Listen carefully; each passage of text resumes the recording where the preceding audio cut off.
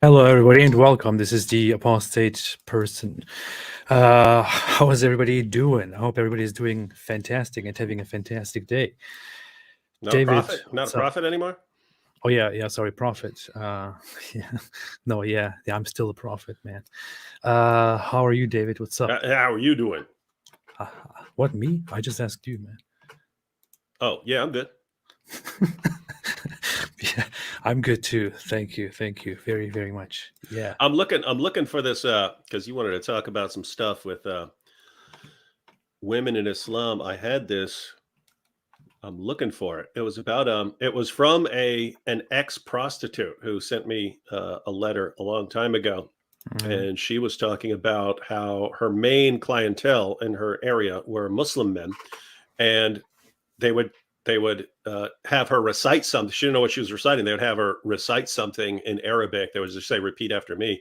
But she was basically marrying them for while they were having sex and so on. Jeez, where was that? If I recall correctly, this is from years ago. This is back when it was on when I was blogging. That's why I'm on my old blog looking for it. But yeah, I think if I recall correctly, it was Australia. Oh well, yeah, fantastic, man. I don't even know. Well, very related to what we want to talk about, to several things we want to talk about, including the whole Andrew Tate that is going on, Andrew Tate thing that is going on right now, which blows my mind, I want to say, but also kind of doesn't. It's also quite unsurprising on many levels. We talked about Andrew Tate last time. Since then, a lot of stuff happened. I don't know, Mhm. when we were live, was he already arrested for? I think that didn't happen yet. But No, I don't think that happened yet. yeah, so yeah. Meanwhile, he was arrested for different charges, including human trafficking, rape, holding people against their consent, exploiting them, and so on. And meanwhile, a lot of the people who are fans of Andrew Tate, including some Islamists, are still saying, "Oh no, he's totally cool, totally a cool guy. He's just being persecuted by the Matrix, which is a movie." Yeah, they keep saying he predicted it. He predicted that the Matrix was going to come and arrest him. And if you see these things, they go, uh, they started saying this when he got canceled. Three things. First, they're going to cancel me. Then they're going to arrest me, and then third, of course, they're going to kill him. But he said they're going to arrest him, and they say, you see, he predicted that the Matrix is going to arrest him. It's like, wait, he's known for years that he was being investigated Yeah. in the UK for rape and sex trafficking and abusing women, and then he he knows the same thing's been going on in Romania. He knows they're investigating him and so on, and he probably has a pretty good idea of what he's done, who's speaking out against him, what kind of evidence they have, what kind of evidence they're going to be able to produce in court, and so on. Because they've also been doing things like wiretapping and stuff like that. He might not have known about that, but the idea is, notice, any criminal who knows he's done some stuff, knows there's evidence out there, Yeah. and knows he's being investigated. Any criminal in the world could say, guys, I have a secret message. The Matrix is coming to get me. because of my empowering message to young men. Yeah, of The course. Matrix That's why. is I mean, just think about how stupid this is, right? Like, I go around telling guys to bone girls and get Bugattis. Yeah. The system is out to, it's like, what?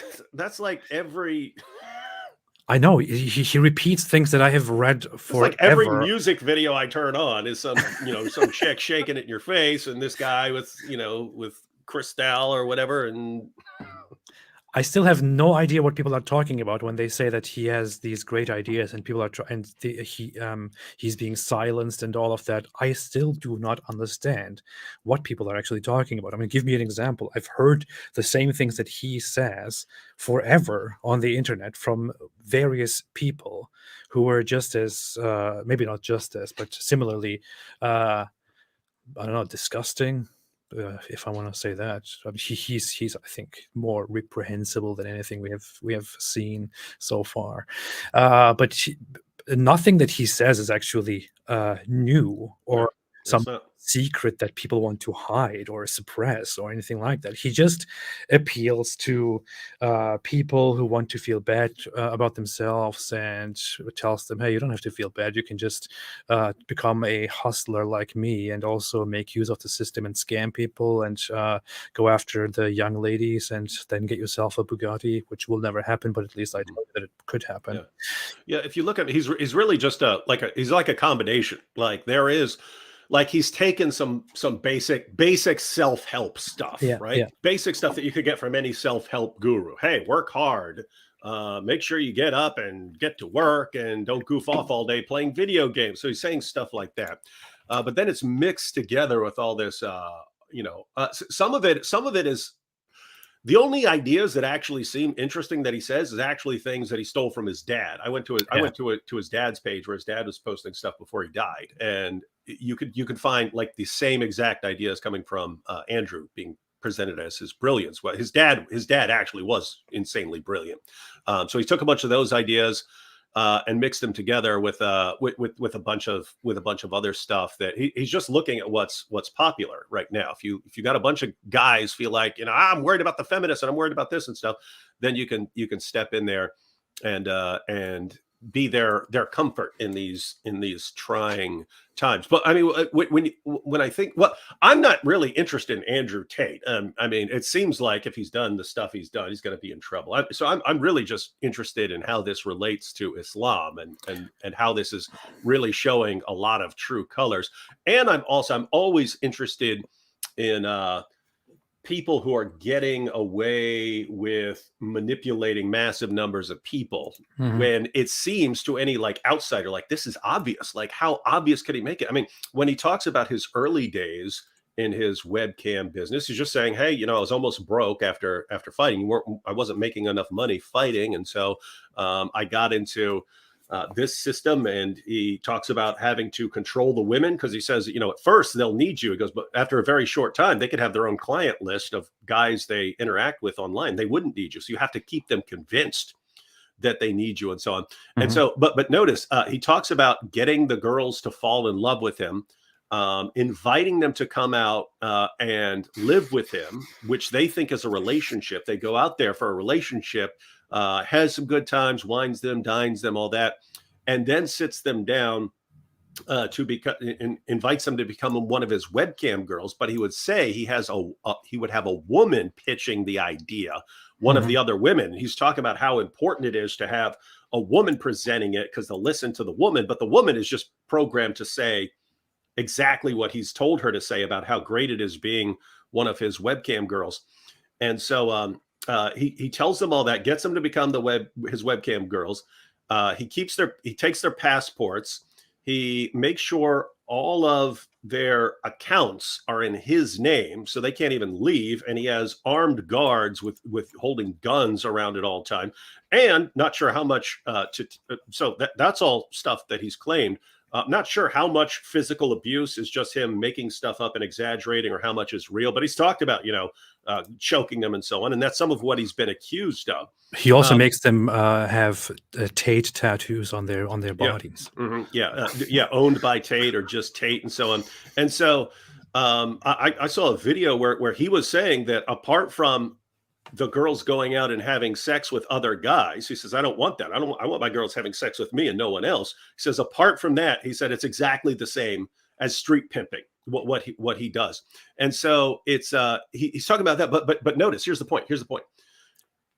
Not according to me, not according to you, according to Andrew Tate himself, all those girls are getting scammed by him. I mean, Mhm. he was bragging in his tutorials about manipulating these girls, convincing them that they're getting 50% when they're only getting 30%. He lies to them and says that he's taking out taxes when he's telling his followers he's not paying any taxes because he has it converted into Bitcoin, which is also taxable, but he's hiding it and so on. So it's like scam after scam. So he's scamming the government, keeping, by not reporting his income. He's scamming the women, making them think that they're in it for a relationship when he's just grooming them to become his webcam girls. And he's scamming the guys who are watching them, because he said that him and his brother are the ones texting these lovey messages from the girls that are actually from him and his brother.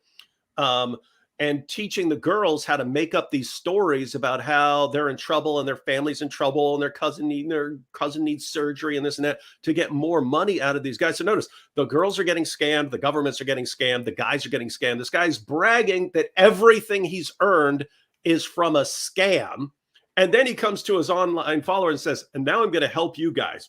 It's like, how stupid could you possibly be that a guy who has built his entire wealth and got all of his Bugattis based on scams, and then he tells you, and I'm here to help you, and you go, great, oh great, now I get my Bugatti too if I just do what the Tater does. And it's like that's something that I'm interested in, because if I were sitting back, if I didn't know, like, if I hadn't seen this, stuff like that actually work, if we were in some sort of world that wasn't completely idiotic and insane, and you said, that's my plan, I'm just going to scam and scam and scam and scam and scam, and I'm going to go online and tell everyone they're going to pay me so I can teach them how to scam, I'd be like, no, they're gonna think that's a scam too, and they're not gonna trust it, and they just instantly fall for it, and so on. So and the integral part of that is that he also admits in the middle of all of that, not just that he uses those girls, but I mean the integral part of that whole scam is that he says that he scams those desperate, horny men who call these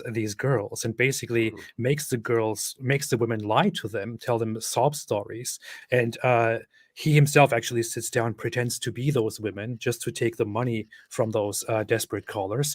And then he creates a community where he tries to appeal to desperate men at home and give them a better life. And that is his new business. I don't understand. I mean, can't you put that together? Yeah. And it's amazing. It's amazing then that, I mean, he says in his videos, I mean, he brags about stuff that is indisputably fraud. If you say you're getting paid, but then you have it set up to everything that goes into Bitcoin, Bitcoin is still taxable income.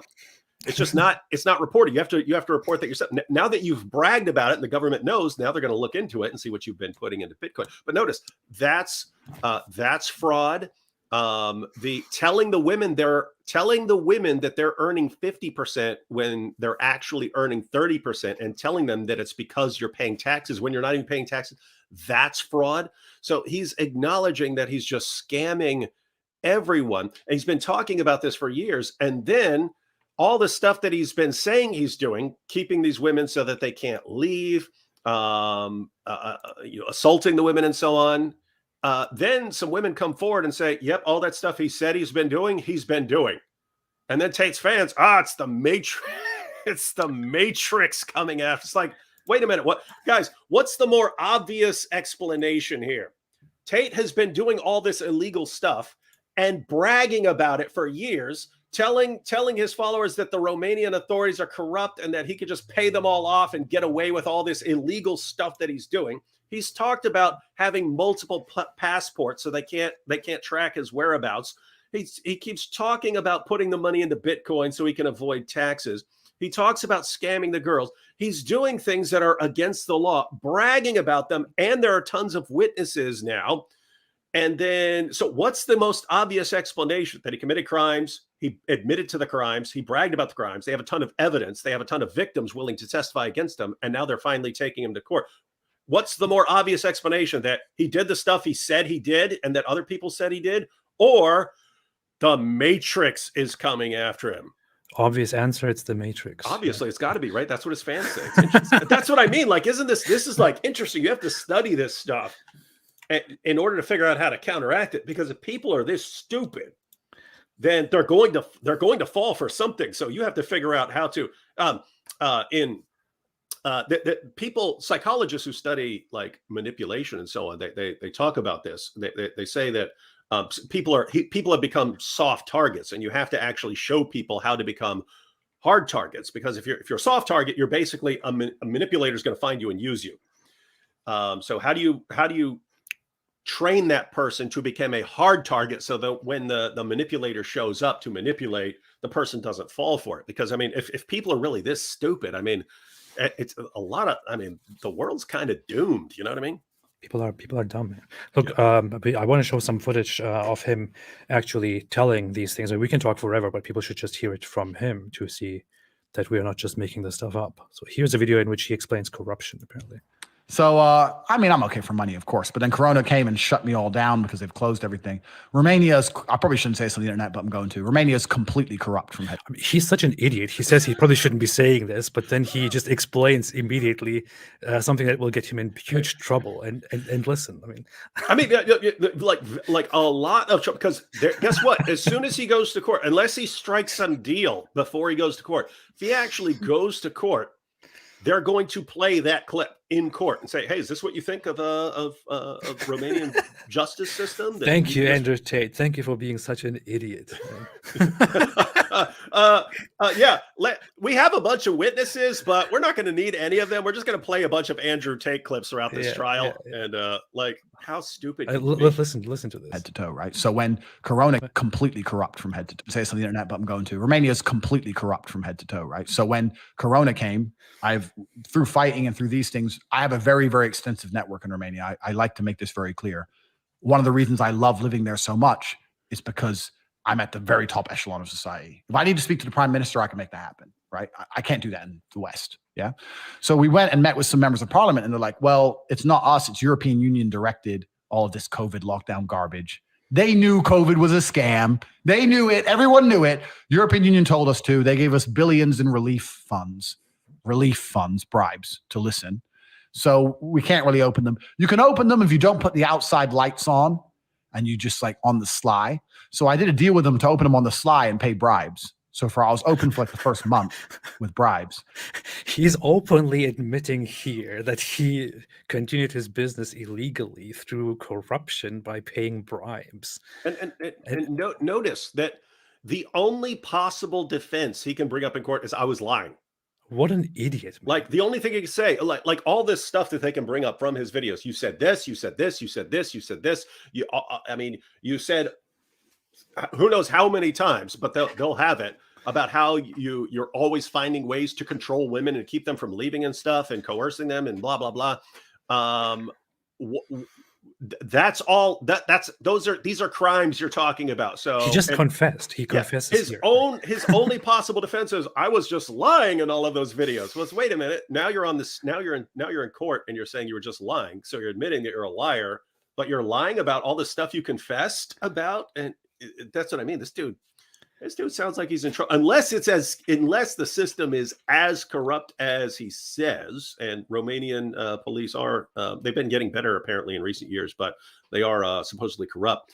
But yeah, I mean, he's talking about, giving them money and so on. So his only hope is to either get the court to believe that he's such a big liar that you can't trust anything he's been saying about what he's been doing for years, and hope that there's no evidence, or that the courts are actually corrupt and he can just give everyone a Bugatti, which they've already seized his stuff. So I don't know how this is going to work, but maybe somebody here made a comment that I see very often. Apparently people love this guy so much and they follow him around everywhere, but they still do not know how to keep up with actual news. Ron Bernardi said Tate is free. Turns out the claims made were false. No, he's not free. He's in detention and he will be kept there for 30 days, according to the initial report from the Romanian authorities. And it might be extended because there is a lot of stuff there, very heavy charges. He's not free. That was from the last time, which was half a year ago. Yeah. Notice everyone did that and they did it like right after he got locked up. They start sharing a clip of him on Tucker Carlson from early last year. And then they were just sharing like various clips of him after previous instances where he escaped trouble and stuff or got out. And they would share that and say, "You see, he's out." And then no matter how many times it's corrected, they just roll with it. It's fascinating is what I find. The police chief would come. He wants some And the police chief would call his mate, who's the fucking, I don't know, fire inspector, some jackass. He'd come. Then the alcohol licensing man would come. It was just like everyone's got on the phone, like, hey, this casino's still open. They'll pay you to go away. So before you know it, every 5 minutes, someone's in the door for money. And we weren't making money, so we had to close down. So we've been closed we're still closed to this day. We're still waiting to be reopened.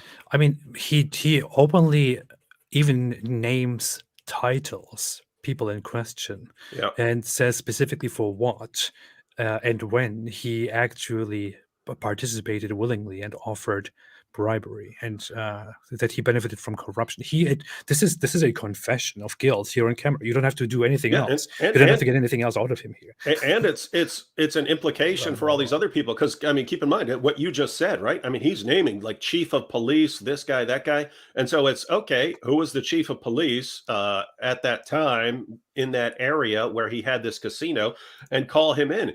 And guess what? You know, either that chief of police was doing that stuff, or he's making it up, but lying about the chief of police. Either way, this guy's. I want to get into a little bit more because there's just so much good stuff here. Yes. But I marked a few things here. She makes money when she's on the platform. Yes. She makes fans when she's on the platform. Yes. But then, if you have super fans that have her WhatsApp or have her Skype or follow her on Twitter or on her Instagram, you can interact with them 24 hours a day. Even if she doesn't want to work or she's asleep, you can send out a tweet. You can do the WhatsApp. You can do the Skype. You can generate money. So with my old Skype list for my girl, like I said, I used to go through there and say, I'm having my nails done today, or I'm having my hair done today. Anyone who sends me the money for my hair, I'll send exclusive pictures to. And then I'd say like it was $100 for the hair. 5 guys would send $100. So I get $500. She'd do her hair, and they'd all get the same picture, thinking it was exclusive. $500 before we started work. See, here he openly explains how his business model works, where he uses women.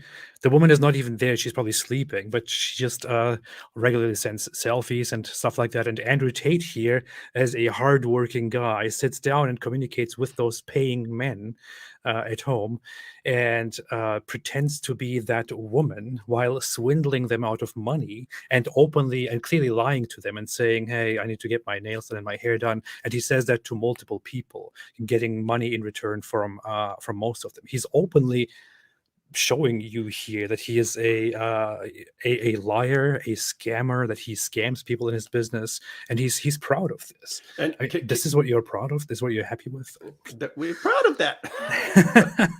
But can you imagine being one of the guys who was watching his webcam girls from back in the day, getting messages that you thought were from this webcam girl, and she's sending you pictures, and now you find out it was actually Andrew Tate sending you this message about how hot you are and how you want to. Yeah, it is even weirder that there was another footage which I can't find right now, but in which he explains another situation where they have this webcam business, and he has live people watching a woman and interacting with that woman who is like, dressed or undressed, whatever. And the woman doesn't actually do anything. She just sits there and just interacts with the screen and smiles in response to things that the guy at home says. In the back, and she also has a fake keyboard. In the back, it is actually Andrew Tate sitting there and talking through the keyboard with that guy, because he knows very well how to get money out of clients. Now imagine you have this in memory, and you actually interacted with some woman there, and you have good memories of this, and now you find out that was just Andrew Tate in the back chatting with you while you were doing things to yourself. But I mean, think about this. So this is Andrew Tate admitting how he made his money, and he goes on in one of the videos to say that eventually he hired other guys to do it, and so he's constantly. But when he's starting off, I mean, this champion of Islam and this champion of young entrepreneurs everywhere, the top G, was sitting there chatting with guys, and he's pretending to be a hot webcam model and saying, "Oh, I'd really like you to have sex with me because you're such a hot guy." And it's freaking Andrew, the top G, is the top G is sitting here trying to turn guys on in chat, trying to make the guys hornier and hornier so they keep sending money. And this is the top G. Guys, notice AP, you don't even need the webcam girls. You just post a hot picture and Yeah. get guys into fake relationships, and it's you, right? It's like it's David Wood or it's AP. Oh, look how hot I am! Look at my big bosoms. Does any guy want to send me money? And yes, you can find stupid people to do that, but like the idea that this is the champion of young men, and of course the new poster boy for Islam, and the champion of the Taliban and Haqiqatjou and everyone else. My goodness, man, this is hilarious. That Daniel Haqiqatjou stands up. I just want to show two more things before moving on to Daniel Haqiqatjou, because I think that part is extremely. That part is very significant. Sorry, I'm looking at the chat. Yeah. I quote, "I'm touching myself right now." I'm thinking of you and touching. I got no panties on, but it's Andrew Tate, right? or Tristan, one of the Tate brothers. Yeah. Oh, here's the footage of Tristan, by the way, of Tristan Tate. This is, by the way, important detail. This is still an ongoing business, and they are doing this even after the conversion to Islam. For those who are not aware, even for those Muslims who are not aware, to think, hey, these are just things of the past. These are not things of the past. We're not talking about the past. We're talking about current time. Andrew Tate and Tristan Tate still run businesses, still have a bunch of women at home who do sex stuff for them online, including OnlyFans and webcam businesses and so on. They still have, he still owns casinos. They still do all kinds of things. And they still have a group in which they tell people things like these here. Look, this will be very interesting for the Muslim audience and for Mohammed, maybe. Nobody covers this topic. Nobody. But I'm going to talk to you about how to have sex with virgins. Now, the recipe hasn't changed, but the tactics and the implementation has certainly changed. Be their boyfriend for 3 months and be in a nice relationship with them. That is the recipe. I'm sorry, guys. You want to run into a virgin and fuck her the next day? Don't ask me how. I don't know. I don't think anyone knows. I don't even think it's possible. It'd be funny if Andrew jumped in right there and go, "I'll show you how. I'm the top G." Period of time. You then have to take her virginity on the 2nd month anniversary or something along those lines. And I'm going to teach you how to do it. When you run game like me and meet the women who I meet and roll in the circles I meet, you meet beautiful virgins sometimes. Beautiful. They both have that weird I'll accent. do 2 or 3 virgins a year. No. I mean, imagine this. Listen to all of this. And I get messages, comments from people saying, like when I say something about Andrew Tate or the Tate brothers, some people are like, hey, no, he actually helps a lot of young people. He actually helps a lot of men. No, lots that's of part of things the, he says part of the are good. scam. And here is this guy and his program in which this is part of his paid program. This is what he releases to paying young men who think, oh, top G, and in that program they teach young desperate men to be tough and confident like them and to pick up virgins and have sex with them and then dump them, maybe a few virgins a year, just like because he's a very cool, very achieving, fantastic guy. I mean, this is the kind of help that is apparently so good for young men. This is the depth of the detail of this amazing thing that people are apparently appreciating, that people are defending the Tates for. This is what he teaches them. How in the world? I don't understand one thing. Okay, there are a lot of desperate people out there who genuinely want to learn how to pick up a few virgins a year and have sex with them and dump them. But how in the world are those people who frequently complain about social corruption, who frequently complain about, I don't know, liberalism and modernity and how women have become and this and that, and who want to instill family values, how do those people stand up for the Tate brothers who have nothing to do with family values, who on the contrary advocate for a society where family values do not exist anymore because you just find virgins, make them fall in love with you, have sex with them and dump them? I don't understand at all. People who create casinos and webcam businesses where they scam people. How in the world do those things come together? I don't understand the hypocrisy of people. And if you look at I think he goes on to say it here, but the brothers definitely say it. That he says it's not about the sex, because she's a virgin. She don't know what she's doing. So it's not about the quality of the sex. It's making your imprint on her.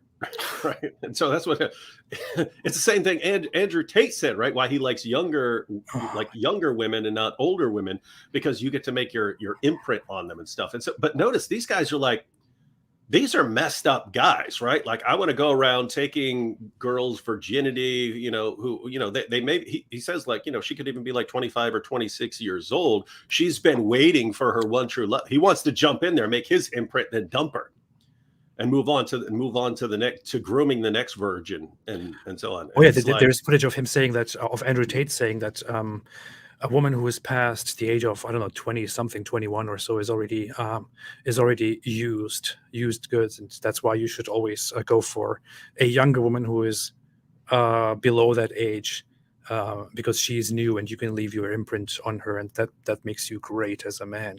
And this is the guy that people say shares very good things for society. I don't say that. He's helping young men. Only young men. But by the way, that's another important point, because guys, a really bad person is not going to come at you with 100% lies, right?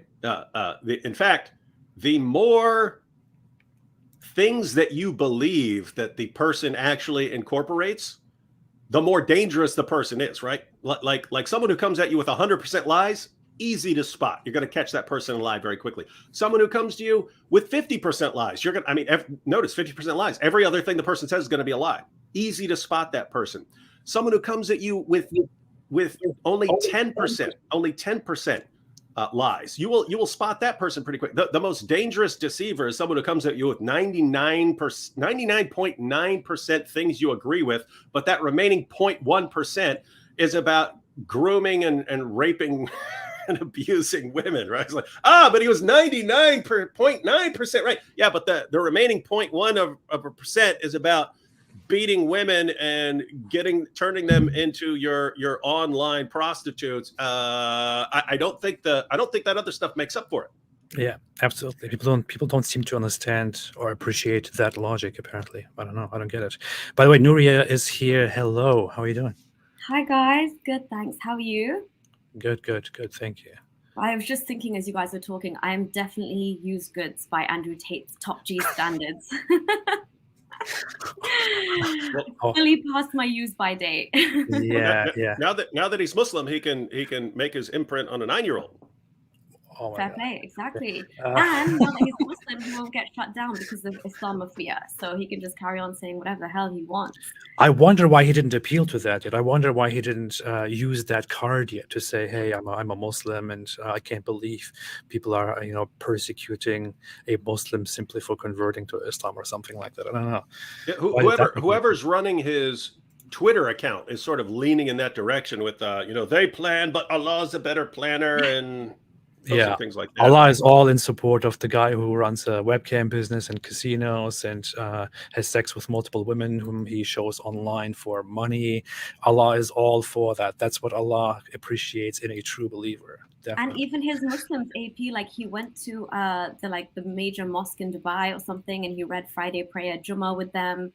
And so people are like, oh, so now do these big Dubai Islamic institutions endorse everything he's doing? And actually, Christian Prince CP had a stream the other day, and he made a really good point. He's like, nobody in the media, in mainstream media, has ever mentioned the fact that he's converted to Islam, which is straight. Why? Why not add that? Just because he's got all of these other shady allegations on him, which he's openly said for the longest time. Like even Dubai inviting him with open arms. They know about his businesses. He flaunts them. But he's an idiot. We know this. But he is also on camera. Somebody pointed it out. He's also on camera recently, just drinking alcohol, still promoting the whole debauchery that he has, that he's built his whole life on. And apparently nobody. So the Muslim side seems to not care, or many of them. To be fair, I have seen quite a few Muslims say, "I don't understand what's going on, brothers and sisters. This guy is still doing a lot of things that we can never accept." But those people are then shut down by others who say, "You are just a victim of the Matrix." And then, and there were also other Muslims were also shutting them down, saying, "Hey, you know, he's a new believer. You have to give him time." Are And you that's one of the kidding me, things. man? Are you kidding? Yeah, that's one of the things that a couple Muslim women were pointing out. So, like, hey, we don't get that leeway. They said as soon as we convert, we are harassed constantly about anything we're doing out of line. And him, I mean, he was literally promoting. I mean, he was literally committing shirk on a daily basis. He is still doing it right Twitter, now. yeah. He's still doing it right now after his conversion to Islam. He's still retweeting messages that say, "You are my God." He's still posting stuff that say he's the greatest human alive, and all of that. Isn't that funny though? But you know, he just needs some time to grow up. Wait a minute, he didn't learn that he's not God when he converted. Yeah. He didn't realize that shirk is the biggest sin a Muslim could commit. But it's because he's such a chameleon, right? So he openly says like, oh yeah, when I'm in Dubai, I'm happy to be a Muslim. And when I'm in Romania, I'm happy to be a Christian. Well, mate, if it was that easy, I'd still probably be a Muslim if I could have days off to like, you know, drink cognac and whatever. Sure. Islam just doesn't allow for it. But yeah, he's trying to like play, but he's trying to have the best of both worlds. Yeah, I want to go through one more thing here before we move on to Daniel Haqiqatjou. But I really think this clip was interesting. I forgot the whole content, but let's just see. Also, when you're a real G, is that you're here, you're there, you're everywhere. You're making moves, you're making money. You got to go to Poland, you got to go to Warsaw, fucking Dubai, Miami. Anyone who watches Tate Confidential knows I'm all over the place. So I end up with all these chicks just stuck in their house, sitting there, bored, completely in love with me. And of course, they don't go out. They're not allowed out. Like, oh, Tate's away, so they go out with their friends. No. You don't go to the club with your friends. I don't know what kind of bitch-ass dude is letting his chicks go to the club with her friends without him. No, you stay in the house. You don't go nowhere. You're not, no restaurants, no clubs, nothing. Also, when you're a real G, is that you're here, you're there, you're everywhere. So this is a clip of him basically admitting that the women who are made his assets for his business are not allowed to leave out to go out at all. That is how he treats his women, and that is, of course, a very honorable Islamic way, of course, since we know Islam also doesn't allow women to leave the home unless it is for a very urgent, very serious case. You always have to be accompanied by your caretaker. In this case, Andrew Tate would be the caretaker of all the many women who are in his home and have sex with him on a regular basis. You are not allowed to have many women at home unmarried, but in Andrew Tate's case, because he's a celebrity, we can make an exception, and I'm sure Allah will also overlook this and just say, hey, you know, for him we'll forgive him for that. For him we will make an exception because he's a celebrity. That's what Allah thinks too. Fantastic, right? Sounds a lot like Muhammad, AP. You're making the same exceptions. It's a different slope. Yeah. Well, Andrew Tate is basically like Muhammad, pretty much. So, yeah. We wanted to talk about that whole Daniel Haqiqatjou thing, and you said we should bring up his short video. David. I don't even remember what he said. I just remembered he was like he gave some really, really stupid points defending Andrew Tate. Yeah. So let's watch that. So very shocking to me. For context, I don't know if it's very shocking. I'm still undecided on that.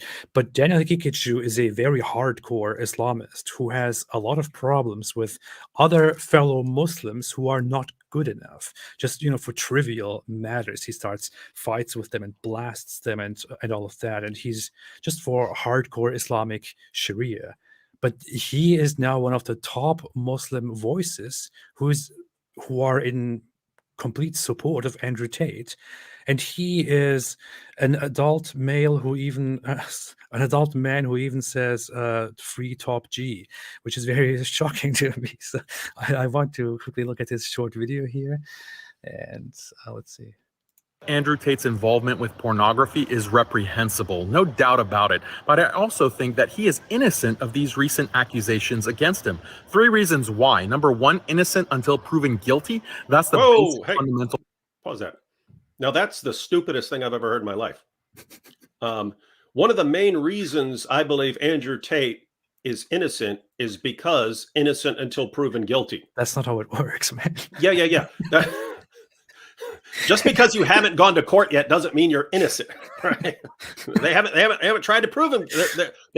He hasn't gone to court yet, right? They haven't presented the evidence, so it doesn't mean you're innocent. Notice, following Daniel Haqiqatjou's thinking, if we can call it that right here, anyone who has not actually been caught and gone to court is innocent. Not innocent until proven guilty. You're just innocent because you haven't been proven guilty. Yeah, that's the court's presumption. That's in the U.S. I'm not sure. I don't know what the situation in Romania is, but yeah, the idea is there's a presumption of innocence until. And notice, even if they can't prove you guilty, that still doesn't mean that you're innocent. It means you haven't been proven guilty, and therefore the courts have to presume, because they would rather let a guilty person walk than accidentally sentence an innocent person. To be fair, David, this is not the first time that Daniel Haqiqatjou misunderstands very simple principles while walking around as like he's innocent because innocent until proven guilty. Yeah, that's I'm just completely look over the fact that he's under investigation and arrested, and that he's confessed over and over again for years. Picture this, David. You and I are the two most popular like anti-Islam guys on the internet right now. If you or I were under investigation for human trafficking and rape on multiple occasions, do you think the Muslim community would react with, well, hey, guys, innocent until proven guilty, we shouldn't slander these guys? Do you think they would react like that? No, especially if they had videos of us bragging about it. So what I do is, AP, what I do is I get these girls to fall in love with me, and then they come over, and then I make them my webcam girls, and I take their passports, and I don't let them leave, and I make sure all their accounts are in my name. I lie to them. I tell them they're getting 50%, but they're actually getting 30%, because I tell them I'm paying taxes, but I'm not, because I'm lying to the government, blah, blah, blah, blah, blah. Ha, ha, ha. I'm scamming everybody. And then so the courts say, oh, we got to prosecute this guy, because if anything he just said is true, he's going to jail. And then, yeah, as you pointed out, what would Daniel Haqiqatjou be saying? Well, I believe David Wood and AP are completely innocent, because innocent until proven guilty, even though they confessed. Wow. It is Wow. It's beyond dumb. Principle not only in secular justice systems but also in Islam. Number two, apparently he also misunderstands the Islamic system, basically. But whatever. The Matrix has been trying to silence Oh my days! Wow. AP's gone.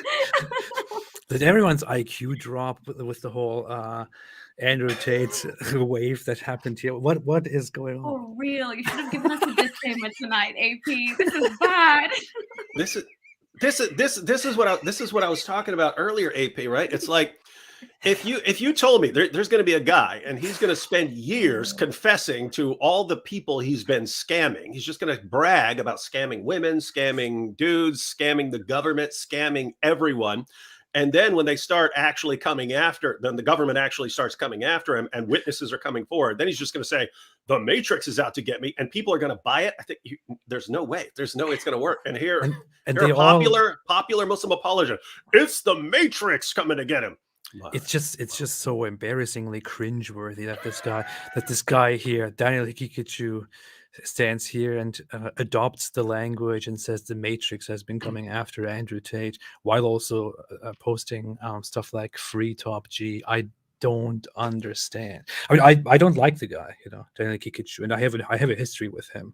I'm pretty sure he doesn't like me either, but I feel bad for him. Thinking that he does this right now. I don't get it. Man. It's weird because I kind of like Dan. I find his views reprehensible, but I like how he just blurts them all out and stuff. Yeah. That bit's adorable. Yeah. And now it's the Matrix. And now he's going to be running around talking about the Matrix is out to get Islam. Oh God. Wow. His brother Andrew at all costs. They completely wiped him off social media and closed his payment processors, but it wasn't enough. So the next best option, short of killing him, is putting him in. He's repeating the exact same things that Andrew Tate said, which is, this is what I don't understand. I'm really confused at this point, because Daniel Haqiqatjou is supposed to be some guy who investigates and has his own arrogant opinion on things that he imposes on others. But here he is, being a little guy subjugated by Andrew Tate's great strength, and he's basically just repeating every single thing that Andrew Tate fed to his audience. At this point, I'm wondering if this is a big setup and he's just trolling everyone or something. I don't know. Yeah, and by the way, we were talking about this earlier. Just guys, I mean, those of you who are watching, learn the basics of hypothesis confirmation. Let's say you have two hypotheses, in front of you. You can examine them in terms of simplicity and how well they account for evidence and so on. And but generally, if you have a perfectly good, very clear, easy to understand hypothesis that accounts for the evidence, and another hypothesis that involves some wild speculative conspiracy theory, you'd probably go with the one that easily accounts for the evidence. So here's the idea. If Andrew Tate has been doing even a fraction of the things he said he's doing for years, he was committing tons and tons of crimes and bragging about it, so they know about it. They have videos of him confessing it, and they have witnesses who are pointing a finger at him. So, and the other is he hasn't done any of this. He hasn't done any of the stuff he said he's doing, and all the witnesses are liars. And there's this massive conspiracy from the Matrix, who are all these people who are worried about him showing young guys how to get Bugattis, right? So those are your two hypotheses, right? You got the easy one. He actually did at least some of the stuff he said he's doing, and they have evidence on him, and he's going to go to court, and he may be found guilty of some of it, innocent of others. We don't know until we find all the details. That's one hypothesis. Or he didn't do any of that, and the Matrix is out to get him for teaching young guys how to get Bugattis. And but notice all his fans are, oh yeah, it's the Matrix. And now even popular Muslim apologists, that's right, it's the Matrix, worried about him showing young guys how to get Bugattis. The one thing that I don't understand is Daniel Haqiqatjou is the guy who starts a beef with other popular Muslims because Saudi Arabia allowed entertainment and music and Halloween celebrations, and he blasts them over this. But with Andrew Tate's sexual exploitation, scam, webcam, casino empire, he just brushes it off at the beginning within 2 seconds. Like, yeah, his involvement with porn is reprehensible, but apart from that, I don't understand. He's my hero. Notice it's the same thing. Like every single year, they go after that Muslim soccer player who says "Merry Christmas." Right? Yeah, he says Merry Christmas. They all the Dawa guys declare war on this guy for saying Merry Christmas. Tate's going around sharing stuff about him being Lord, Savior, and God. Drinking, not stopping his webcam stuff, bragging for years about scamming everyone, and he's just, and you're right. It's like that's the guy we need to defend. Everyone else, if you just say Merry Christmas, it's war on you. But this guy, we die on this hill. We die on Tate Hill. Dave, I was shocked because they really, really have endorsed him. Like, obviously, everyone from when Mohammed Hijab interviewed him, but then I think Ali Dawa's come out with something. As I haven't listened to it because I can't waste my time listening to him, but he said something to the effect of like, if you see a lemon, you don't believe it's a lemon, okay? It's really an apple in terms of everything that Tate has done. And it's just like, how much can you guys defend? And also, CP was trying to make this point. Everybody was very well aware of his businesses even before. So yeah, you can't deny it. But they have been obsessing with him, and they will die on that hill. You're right, David. Yeah. I don't know what it is about likes and followers and fame and celebrity status. Look at Mohammed Hijab chasing Peterson. It was all about leveling up for him. What you just said is actually very important. Like if it looks like a lemon and is sour like a lemon, then it must be something else in disguise. But that's the reasoning here, right? Because what does it look like? If you just look at the stuff he's been saying for years, looks like a sex trafficker, looks like a massive sex trafficking scam operation. That's it. That's what it looks like. And so the principle that his fans are operating on is that old, if it looks like a duck, walks like a duck, quacks like a duck, it must be a camel in disguise. Yeah, precisely. Yeah, it's ridiculous. Let's continue with this. Prison. Number 3, why are these accusations coming out now for something that allegedly happened many years ago? When I saw this part, I thought this guy has no clue what's going on. He must be living under a rock. These allegations have not just come out, Daniel. What are you talking about? The first thing I found when I started seeing Andrew Tate videos everywhere and actually Googled him and started doing my research on this guy was that he is currently under multiple investigations for alleged human trafficking, rape, sexual abuse, and so on. These allegations did not just come out. They have been around for quite a while now. And other people also repeated the same narrative. Oh, these things just came out. Why now? They didn't come out right now. They have been around for quite a while. I don't know. He left. He says he left the UK because he was being accused of stuff, and he was worried about the UK justice system, that he would actually be prosecuted based on that system. He openly admitted that. Romania. He went to Romania, and then police in Romania started investigating him and so on. And so it's just I don't know. Is Daniel, has he just not paid any attention? This is a guy who does tons and tons of research. Did he not spend 5 minutes actually looking into this stuff, or is he? I mean, is he deliberately, covering for Tate? That's what I don't understand. Is he part of the Matrix?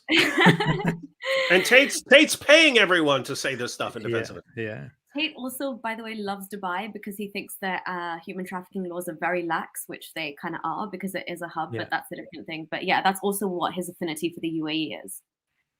Well, that's good. That's a nice place to move, Dubai, in case you want to be involved in human trafficking. Hey, check this out. Let's say Tate beats this rap, then he moves to Dubai, and then he gets away with his stuff for a couple of years, and then like 8 years from now, he'll be, well, I set up my new studio in Antarctica, and down here in Antarctica, there's no one to prosecute me, so I'm sitting here with all my girls, and we're sending you these signals. And if that doesn't work, then he's going to want to be on Elon's ship to Mars or something. But he keeps running from anyone who could actually prosecute him for the stuff he's been confessing to. It's the You're Matrix. going to run out of countries with laws to protect you eventually with all the stuff you do. It is the Matrix, man. The Matrix.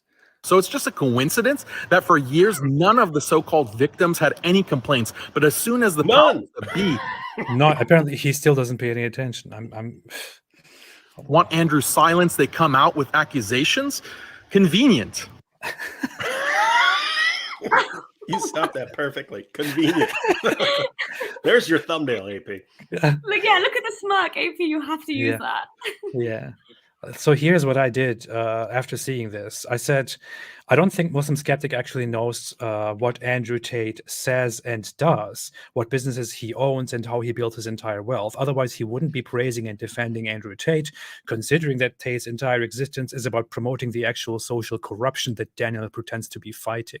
Daniel, you easily go after other Muslims for trivial matters, but here you are approving of a man who owns webcam businesses, casinos, and paid programs which promote hypermaterialism, promiscuity, and sexual exploitation. I'm not sure if you are ignorant on this matter or blatantly hypocritical. This raises major red flags about your entire activism and your proclaimed beliefs. He saw this, and his response was just amazing. His response is here. Oh my God, are you serious or are you joking, AP? I'm serious. Oh my God. Wow. That after all these points that you've just thrown his way, this is the meme he comes back with. I mean, I mentioned the webcam business, the casinos he owns, the youth program in which he advocates for all kinds of things, and he clearly saw this as a response to me indirectly, while mentioning other Muslims who are also complaining about it. I know he regularly checks my notifications when I post at him. He did so the last few times. And then he also responded with this pinned comment saying, all the usual objections addressed here, which is the link to the short video which we just watched. And access tomorrow's medical breakthroughs today. iDNA is an ETF. Yeah, I'm getting an advertisement from the side somewhere. So this I'm just totally baffled. I don't know. This is I mean, Tate. We've talked about it before. I think of Tate as like Milo. The guys who become rapidly become popular by saying shocking things. They usually don't last long because you just have to keep feeding all your fans who love it when you say shocking stuff, and eventually you upset too many people, and then no one pays any attention to you anymore. So I think Tate's going to be like a blip on the screen, but I think we're going to learn a lot about the state of people's minds and Islam and so on along the way. That's why like, because I keep posting tweets and stuff about it, and we're doing videos about it and stuff, and I'm like, why are we giving this guy so much attention? I was like, because you kind of have to now, because he might be irrelevant a year from now.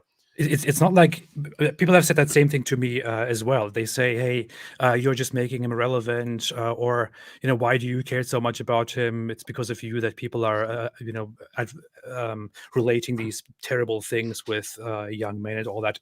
Sorry, it's not me, it's not David, it's not us. We are merely responding to something hugely incredible that's going on right now, which is a lot of people following this scammer and this self-proclaimed pimp and supporting him in the name of making society better and all of that. We are just responding to this. This stuff would still be ongoing if we weren't here. Along those lines, there's a comment here from Dr. Abdul Majid, who says, where were you before he converted to Islam? I actually commented before he converted to Islam. Why you are talking about him just because he converted to Islam? Let me break this down for you, Dr. Abdul Majid. Before he converted to Islam, and Muslims started throwing him in my face, he converted. This is the proof of Islam. Before that happened, I had no clue who he was. I mentioned before, like maybe 2 or 3 people had messaged me like in the previous year saying, hey, David, there's a guy named Andrew Tate on TikTok and he's saying positive things about Islam. Could you respond to them? And I was just, no, I'm zero interest in that. Then all of a sudden, you guys used him as your new evidence. Other than that, I would have not ever paid any attention to the guy. So why are we talking about him?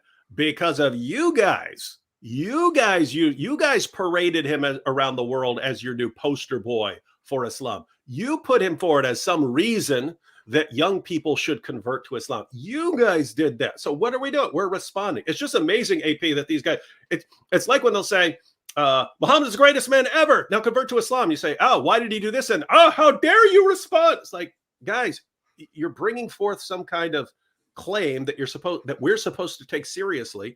And then we start looking into it and you freak out. Well, why are you obsessed with it? You guys did it. You guys did this. And now that we look into it, we realize, whoa, this is actually a bad, dangerous situation as far as the influence this dude's having. So yeah, we're going to see Tate's empire of porn and deception and scamming. We're going to see that collapse, and we're going to make sure your profit goes with it. So live with it. Yeah. I had a debate with Dr. Abdul Majid, which was very enjoyable. He's a debater? Yeah. I wouldn't keep your hopes up in terms of making him understand something with all due respect.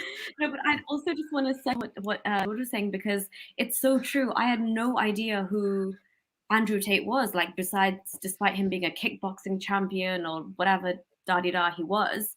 It was only when he converted to Islam. And to be honest, he's made his bed, so lie in it. If you're going to attribute yourself to Islam and you're doing the kind of behavior that Islam very much sanctifies, then we're going to kill 2 birds with 1 stone, so to speak, right? So yeah, it was the case that honestly a lot of us did not know. As a woman, and even on my channel, I try to stay away from all of this because he is the kind of man I don't want to even give the time of day. I'm like, I refuse to even acknowledge his existence. But then I'm glad we have like foot runners like you guys and everyone's talking about him, because it does need to be called out. The influence he has is ridiculous, especially since he joined Islam, and then all the Muslim wannabe top Gs try to like listen to him and jump on the bandwagon. But sometimes I can't help it. He comes out with the most ridiculous things that I'm like, no, this deserves a retweet and people need to mock him and understand it. Yeah. So when I saw there was a few Muslim women who even were like, why are we accepting this misogynistic man into Islam? I was like, oh, maybe there's some hope. There are some Muslim women who think he is just fitting of Islam. But then you see people like Haqiqatjou and Ali Dawa, all of them try and still give him the benefit of the doubt. It's wild. Yeah. So with me, it's very clear. I did not start paying attention to this when he converted to Islam. You can go back and find me tweeting or posting about this way before he converted to Islam, and that's because a while ago I started seeing a bunch of Andrew Tate videos pop up on the internet, giving dumb advice, telling people these very obvious things that everybody knows since the age of 12, but he's somehow a genius for pointing them out now. And I started seeing him, and I thought, what the hell is this guy? I mean, he's the personification of everything that I always detested throughout my life.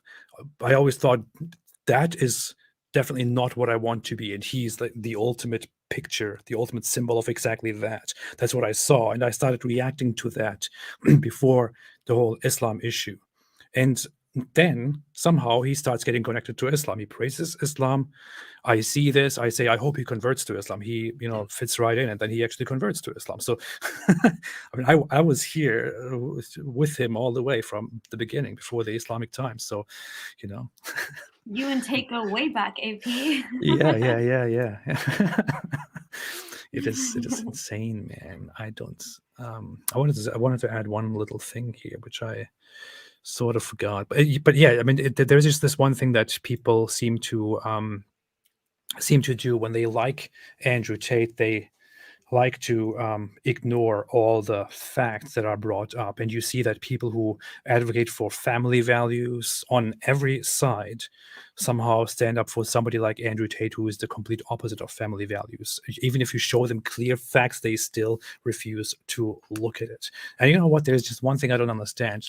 They say that Andrew Tate helps a lot of young men, and he helps a lot of men actually own their person, their masculinity, and become strong and confident again, and all of that. And they call others soft and soy and whatever it is. And I just don't get it, because when I look at these people like Andrew Tate and others, what I see is a large number of very masculine, proud men who spend their entire lives trying to impress other men, trying to impress other men, and basically subjugating themselves to the opinion of other men of society out there. But somehow, those of us who don't care about impressing other men with all your time and all your effort are the soft ones, are the bottom ones.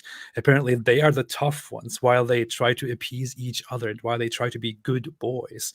But apparently, those who don't like it, we are the Matrix, and all of that. I don't even understand what's going on.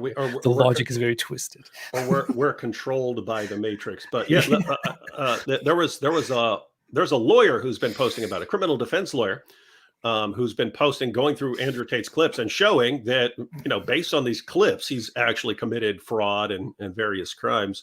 But he was saying that he was playing a clip of Tate. So at first he posted some clips of Tate, and then of course Tate's followers used the context defense. You're taking all these things out of context. So he played like an entire video of Tate, explaining his methodology, and he commented on it. But one of the things he pointed out is when, he pointed out, like, that's a crime, that's a crime, that's a crime, that's a crime, that's a crime. But then he was talking about Andrew Tate, saying that, he walks up into the club with his, his 10 hot girls, and everyone turns their attention to him and focuses on him, on what a great G he is, and don't care about the rest of the guys. And the lawyers pointed out, like, how does this make you you sound like an insecure person if you want everyone's attention and want everyone to look to you. Oh, he's so great. That doesn't sound like the secure masculine dude. That sounds like someone who's deeply insecure and has to feed off other people's attention and so on. And so yeah, I mean, I look at it and it's like, wait, the stuff you're saying that is the sign of a of a real man sounds like pathetic. And you're saying that everyone who doesn't have this pathetic, insecure mindset, Exactly. like I need to constantly be throwing my Bugatti in everyone's faces so they realize how important I am, that anyone who doesn't have that mindset is part of the matrix. And it's just I have thought that forever. I've thought forever in my life. You guys try to, you know, tear your, you know, your asses apart to give all your effort toward impressing others, and then you actually act like you are the ones who are, you know, the tough, the big ones. I don't get it. And it's like, I feel like when we think about this very basic thing, this very basic faulty logic here, we are speaking on an intellectually higher level that is actually so simple, and these people don't seem to understand that because they cannot reach that very simple level. And I don't want to sound condescending when I say this, but that's just my last resort of how I feel about that. But it's so basic, right? People like, I don't want to sound condescending, because I've always, like you, I genuinely think that the more that you need to flaunt, like, oh, my Bugatti this, and like all of my cars, and like I own like 10 of these, and whatever he tries to do, it's like the more you flaunt, the more insecure you have to be, surely, because you don't have to constantly try and validate yourself to the world and get that kind of validation. That's why I say I even like trying to refrain from posting him, because that's like validation to him, which is all he craves at the end of the day. But like, I went to school with Saudi princes, and we sat side by side in class, and they never felt the need to turn around and say, yo, I'm the heir to the Saudi throne, by the way, because they're just secure in knowing who they are and their wealth. But if you're someone like Andrew Tate, no, you've got to constantly show, like that response that he filmed to Greta, you can imagine the creative thought process behind that, like, wear this robe that's going to make me look like some alpha top G male with a Cuban cigar, and like even his private, like the most expensive, like it's all so carefully crafted. He actually sat down there trying to carefully plan and design a video in which this big tough guy tries to intimidate a little autistic girl on He's looking like Twitter, an idiot. which what I don't I don't understand. Yeah. Oh, and then Rebecca Black burned him up too. Did you see Rebecca Black? I saw that. I saw that. So she her claim to fame, for anyone who wasn't around back then, I know some people are young, but her claim to fame was she made like the worst music video of all time. But then a video emerged of Andrew Tate in his brief rap career, was trying to make a rap video, and then Rebecca Black shared it and said, "Okay, I was 13." He's 36. So it's like, what's your excuse? Think about how hilarious this is. This is the top G, and he's sitting. This is the top G, the hero of young men everywhere. And he's talking about how he's sitting there talking to guys on his cell phone, talking about how hot they are. So they send the webcam girls money, so he gets his cut, and just absolutely getting burned up by Greta Thunberg and Rebecca Black. I mean, it's not even close. I mean, they're like crushing him in single tweets, and it's like, this is the hero. This is the hero of young men everywhere. I mean, he was even dumb enough to take that joke that Greta Thunberg did as a response to him. Literally, I mean, she made the joke. You can send me an email to smalldickenergy@getalife.com, and he's like, doesn't this imply that this is actually her email address, and therefore she has a small? Dude, are you? Other people did that as well. Matt Walsh from the Daily Wire. He's like, dude, I mean, whether people people agree with you or disagree with you, I at least expect you to not be stupid about understanding a joke, right? I never thought Matt Walsh was very smart, but honestly, I didn't expect that from him at all. That was just beyond stupid. I think he got roasted for it, though. Yeah, I saw that. This is poetic. Like, it's beauty that the responses, like, now that he's getting all of this validation from social media, it's people just roasting him, and even like good men have come out and been like, well, this is what you consider a top G alpha, this is what I am, and this is not, like, I don't want to be the top G. And it's got like millions of retweets, and I was like, now at least when the guy opens social media, he knows that he's not the top G he thinks he once was. Yeah, and it's a weird situation because like again, the obsession with the Bugatti and this and that, it's like, I don't want a Bugatti, right? Like, If you gave me, if someone said, "Hey, I'm going to give you one," I'd take it, but I'd sell it. I don't want a Bugatti. Like, hey, that's exactly what I say, man. Even if you give me, if all of a sudden right now someone gave me $10 billion, I would not want a Bugatti. I would not want like a reliable vehicle. If I wanted to splurge, it would be like some classic muscle car from '67 or something like that. And I'd feel pretty cool in that. You know, nice, reliable house that will last a long time. Other than that, there's not stuff that I want. It's not like, oh, if I just get enough money, then I could get all this extra stuff. I don't know. I don't know. The highest thing I would ever go for if I had enough money to afford myself a mildly expensive car would be a Range Rover. But I like me a Range Rover too, AP. I would never go for a $1 million, $2 million vehicle. It's just so desperately stupid. I always say the same thing. You can ask other people, David. So it's very confusing to me, right? Maybe you stole that line from me. I always say if I got one, I would sell it immediately. So someone captured my mindset right here. The terrible YouTuber said a 4x4 truck. That's like me. I'm from West Virginia, so I'm thinking, good, good giant Ford pickup truck. That's what I want. So here, let's look at this. Since it came up, I found this hilarious.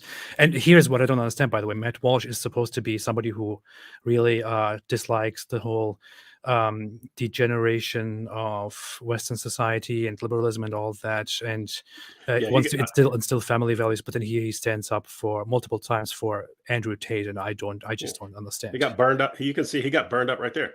But this was such a fantastic thing. So Greta Thunberg says, yes, please do enlighten me. Email me at smalldickenergy@getalive.com in response to Andrew Tate's idiotic post, which is, by the way, this, for those who haven't seen it, where he brags about having multiple cars that contribute to climate change or something like that. I don't know. And wait a minute, let me go back. So Matt Walsh then started acting like a genius and said, people are acting like this is the greatest insult of all time and pretending not to notice that she completely fumbled it by saying that this is her own email address.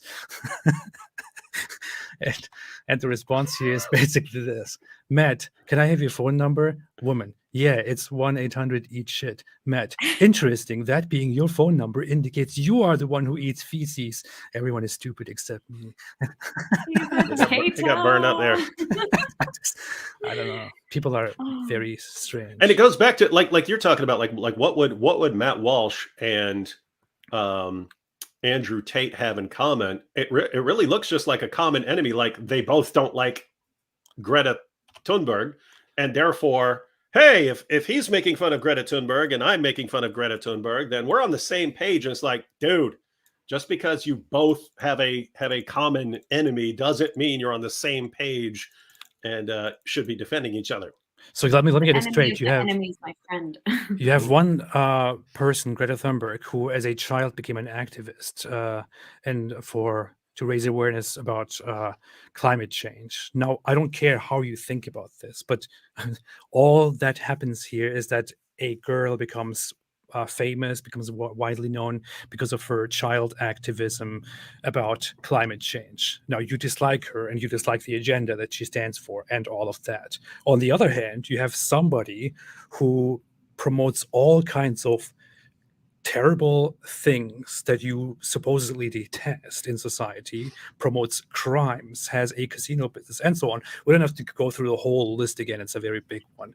And you think the bad one here is obviously that little girl who was a climate change activist, so I should side with the pimp. Exactly. And AP, even that, the whole climate stuff you were talking about, imagine flexing that even if you don't care, or I would go as far as even if you don't believe in climate change, fine. But if you're going to flex about adding to it and damaging the planet as if it's a flex, he actually tweeted her about the mileage and how it affects you're like, what? You're going out of your way to show how disruptive and how despicable of a human Again, up against a teenage girl that you Yeah. had to wait 48 hours or whatever it was, 12 or 48 to formulate this crazy response. And the best you can do is say, oh no, that means you have that. And also, look how I ruined the environment. Haha. Like, what?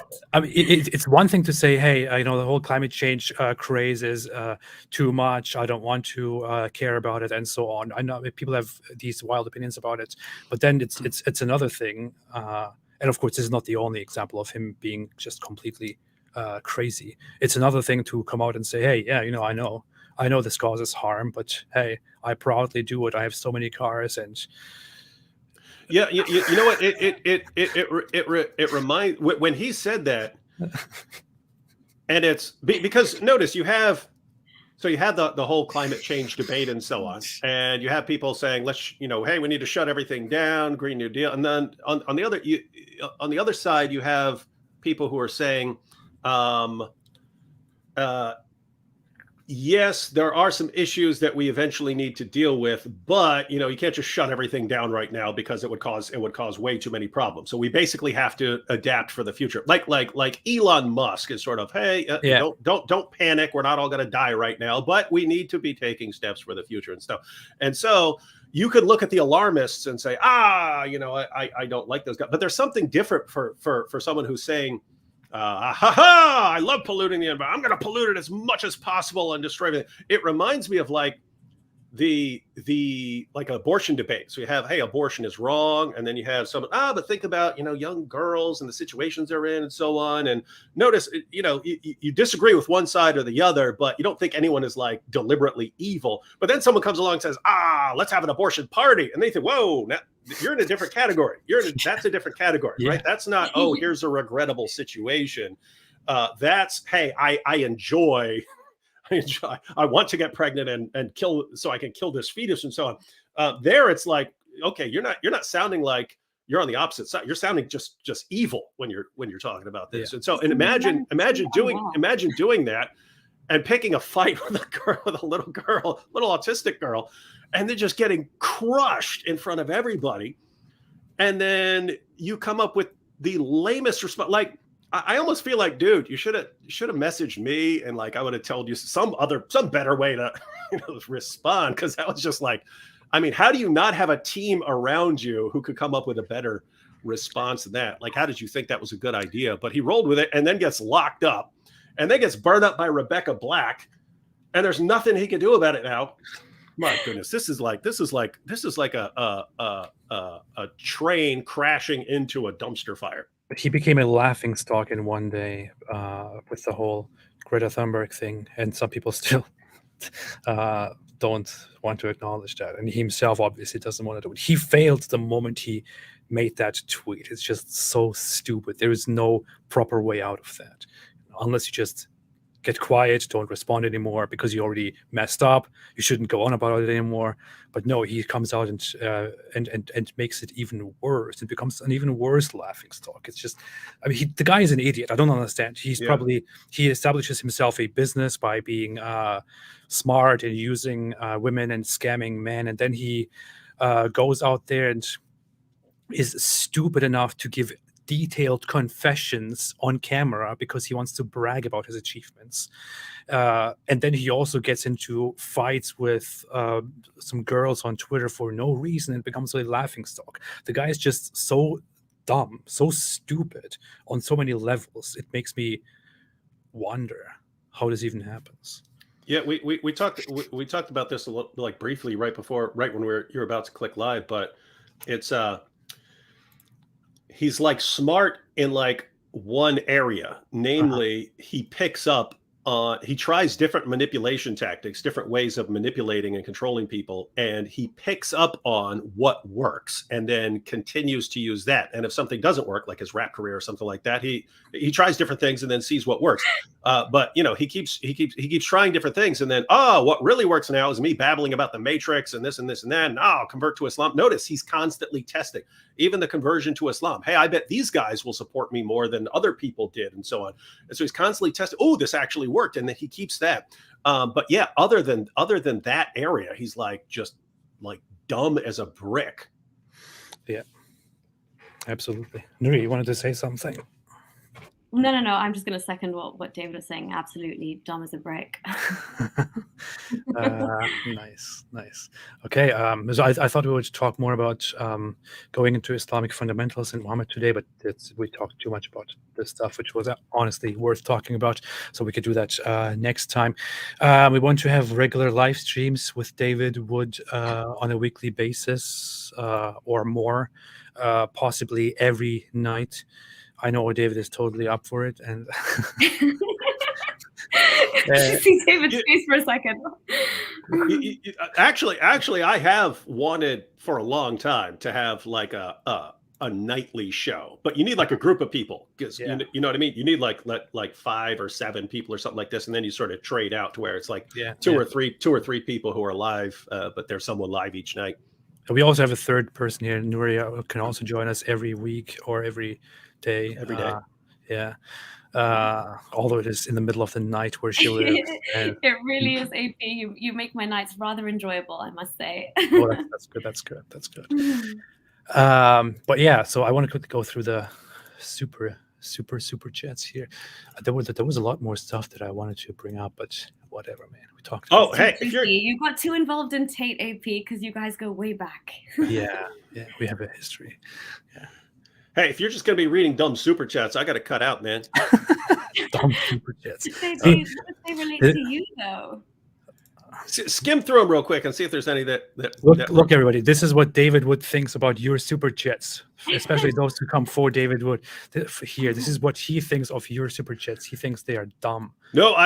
Before we start, I told you I had to cut out. It's because I'm making an Elvis video, and tomorrow is Elvis's birthday. So if I can actually get out of here, get it recorded, then I can actually have it up on Elvis's birthday.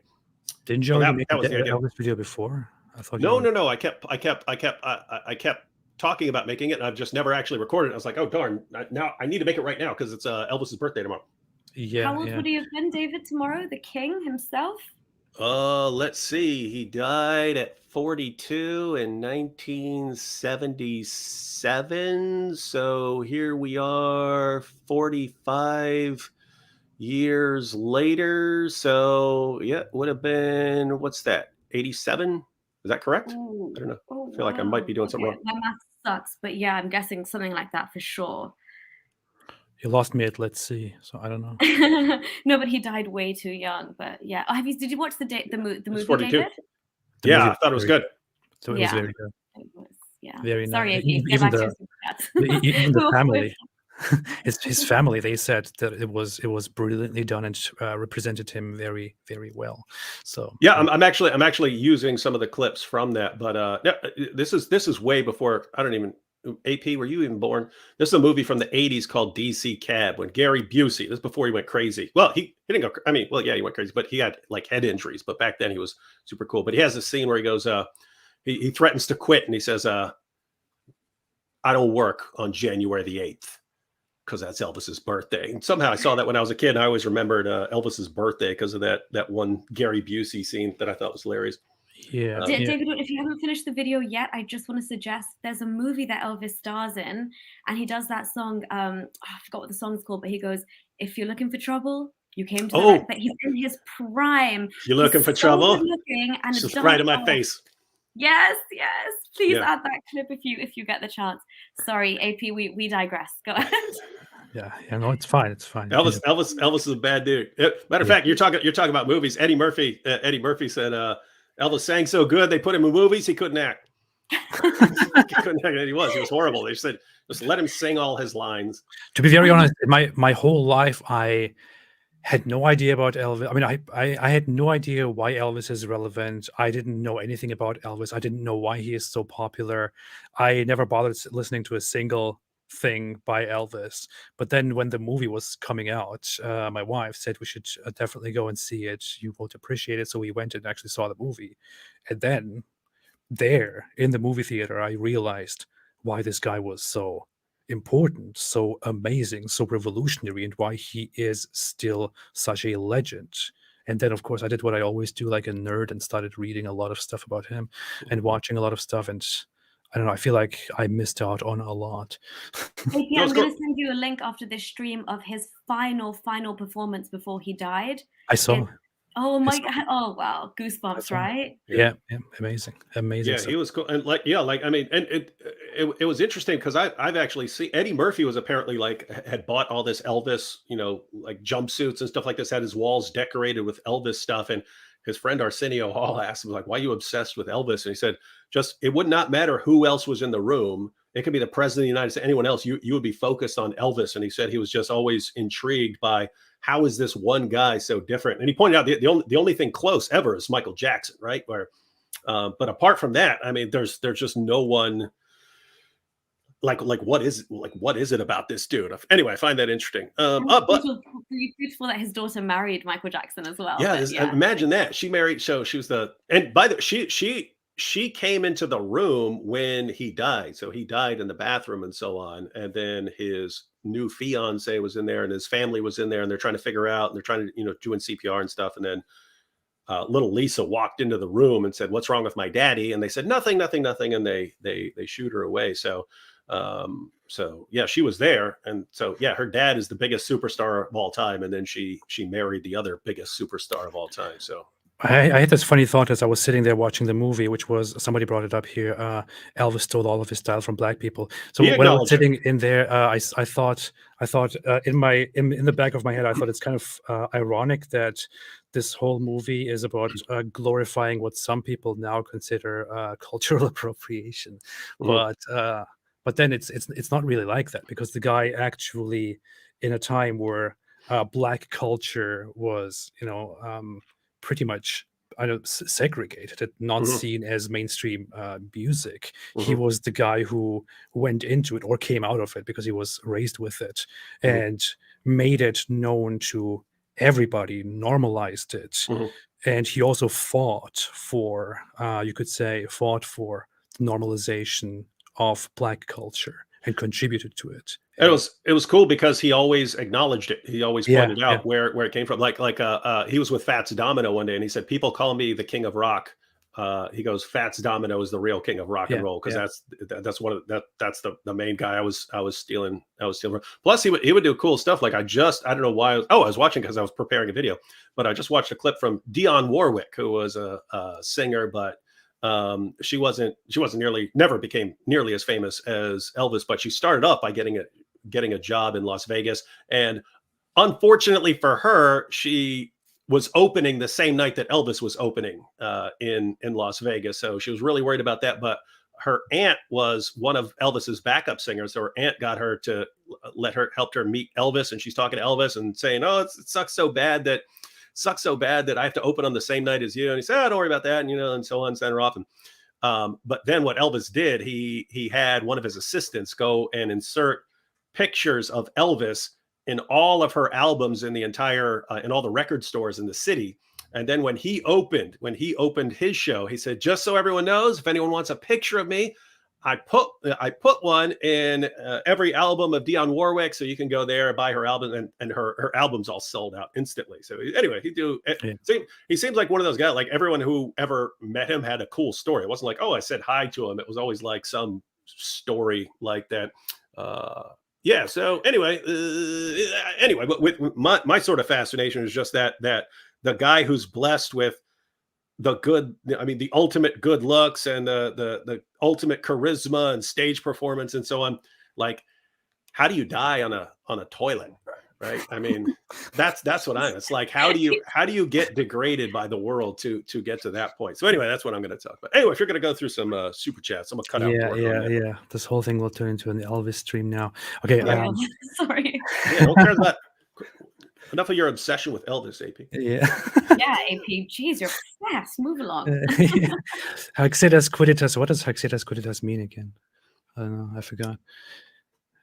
Whatever. Video idea. AP and David discuss Islam with ChatGPT. What is ChatGPT? I used to be a freak who follows all the new developments in tech and on social media. Recently, a thing named ChatGPT came out, and in all honesty, I feel ashamed to myself that I have no clue what in the world it is. So, That's that artificial intelligence chat. I just looked it up. It looks like it's the artificial intelligence thing that people are sharing. Oh, okay. That sounds funny. Maybe we should do that. Yeah. Are you actually looking up some that are relevant to me, or are you just going through them? I'm just going through. Do you want me to pick some that are relevant? I'm just saying, to if there me? was something that's especially relevant before I cut out, like if someone. Okay, let me quickly see. Nobody cares about David here. Don't make fun. No, AP, I did see one that was very pertinent to David. That's why I actually said David. One is, oh yeah, okay. Now devoted is just for David. Which one? Now devoted. I don't see. Oh yeah, I see it. Okay. How are you guys getting along? Good evening, peeps. David Wood, when are you officially back? How is the projects going? Got some pretty dope stuff coming on, but just watch. That's it. You'll see it. You'll know it when you see it. Yeah, you'll know it when you see it. That's how it works. You'll know it when you see it. And that's a brilliant cue to leave, David. That is it. Wait. Yeah. Hi, AP. Hi, Dr. Wood. Have you seen the YouTube channel? I'm not laughing because I find it laughable. I'm just laughing because it's you're laughing because you're Have you seen the YouTube channel? My middle name is Misery. That's the song. Oh, David, that was not half bad. Yeah, it was terrible. Have you seen the YouTube channel Nabi Asli? They make cartoons about Muhammad's death, the satanic versus black slave, etc. I heard of it. I think I saw it. It was a little more modern cartoon thing, animation. Oh yeah, it looks like the modern. Yeah, that looks like the modern animation. I haven't seen it before, but I just clicked on it. Yeah. We'll check it out. The tragic death of Prophet Muhammad and his family. Tragic. Oh, the Mubahala backfires. Yeah. Oh yeah. Yeah, Muhammad put his family in a Mubahala, and then they all died in pretty messed up ways. Yeah.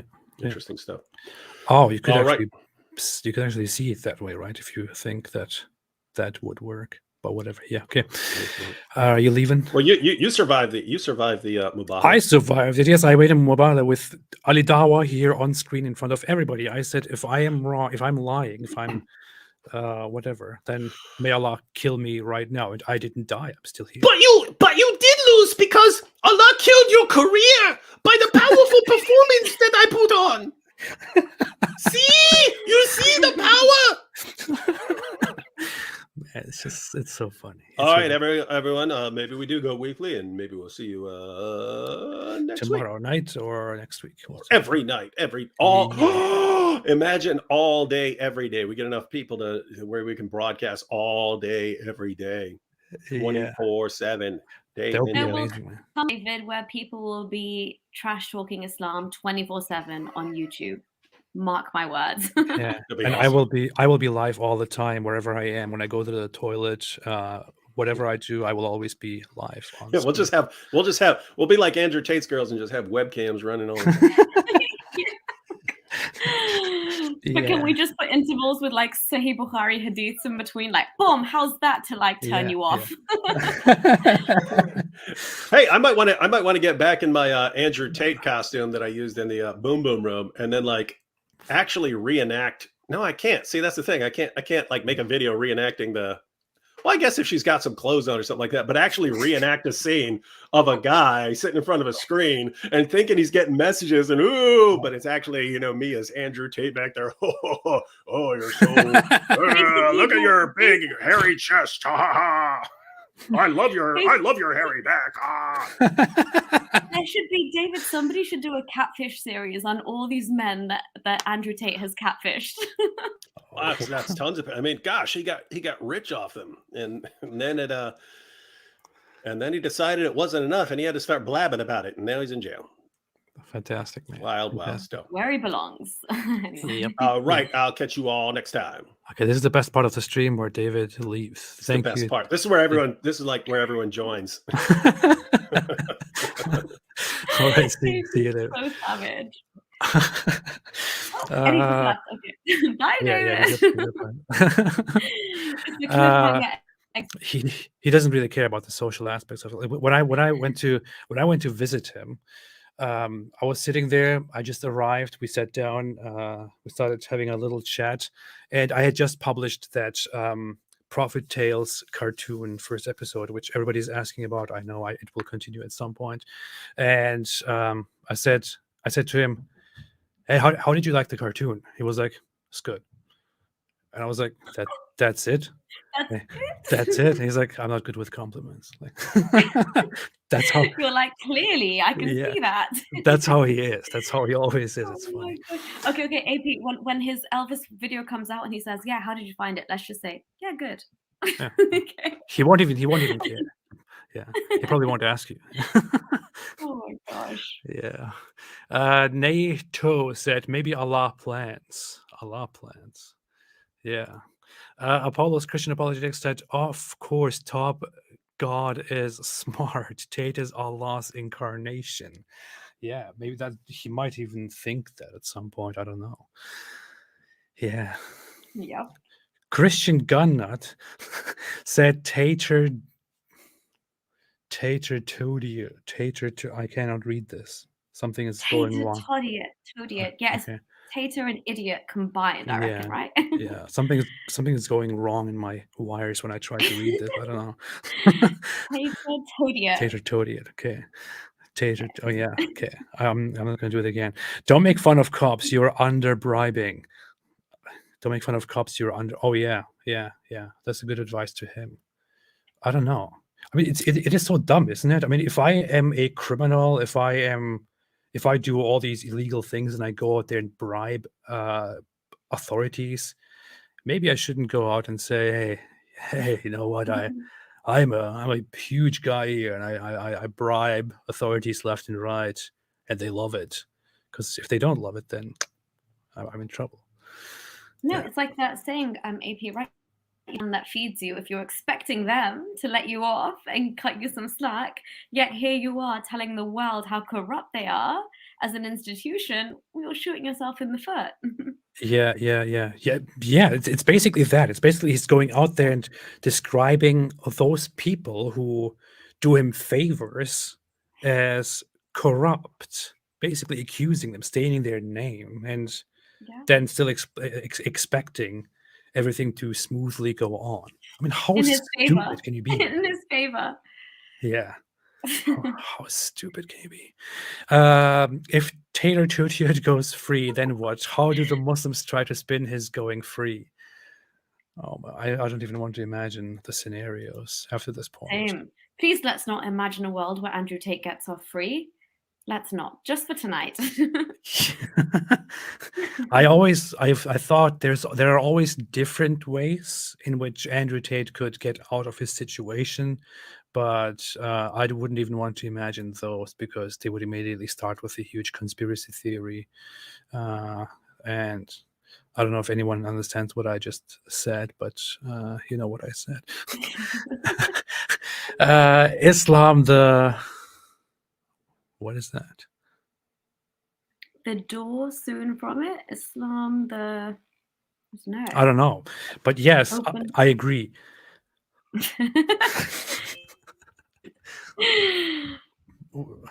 What do you think? Islam, the front door soon, the back door soon from it. I don't know. Yeah. You agree too? I agree though. I'm scared. I'm like, AP, what are we willingly agreeing to? But yeah, sure. I'm not sure. I just agree. Yeah.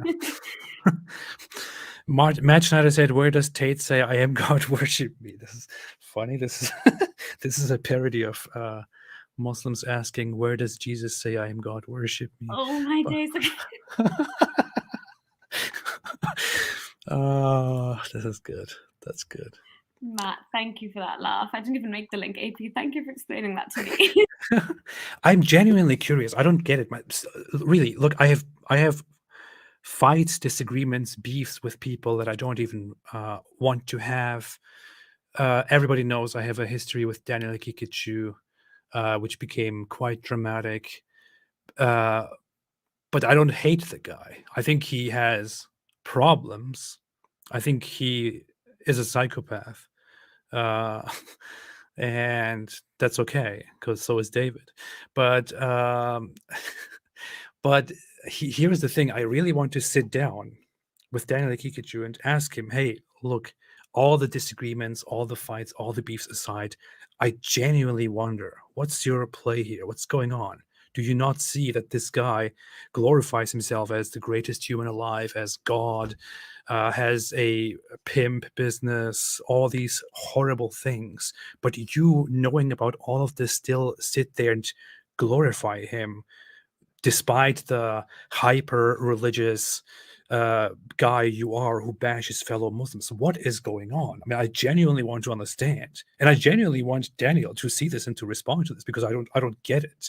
Sometimes I think, I don't know if you got those things too, Nuria, but growing up as a Muslim, Muslims sometimes tell each other that certain Muslims are paid agents to make Islam look bad, and right now I feel like maybe that's true in the case of Daniel. Maybe I said this last time as well, but maybe this is true in the case of Daniel. Maybe he's a paid agent to make Islam look bad because it doesn't make sense to me anymore. You're basically saying it's almost too out there and ridiculous to be true, right? Like you must be trolling at this point, is what you're saying. You have to be a caricature. You can't be a real person that believes this. And I agree. I just, for me, I sometimes think of it, and tell me if I'm overthinking AP, but I'm like, on a darker level, the reason they don't have an issue with sex, like the pimping stuff, is because low-key Haqiqatjou knows that Sharia has sex slavery and all of that kind of stuff, where you have women who are completely at your behest for sex, right? So again, I know in the modern world and in Western legal systems, he'd be like penalized for this.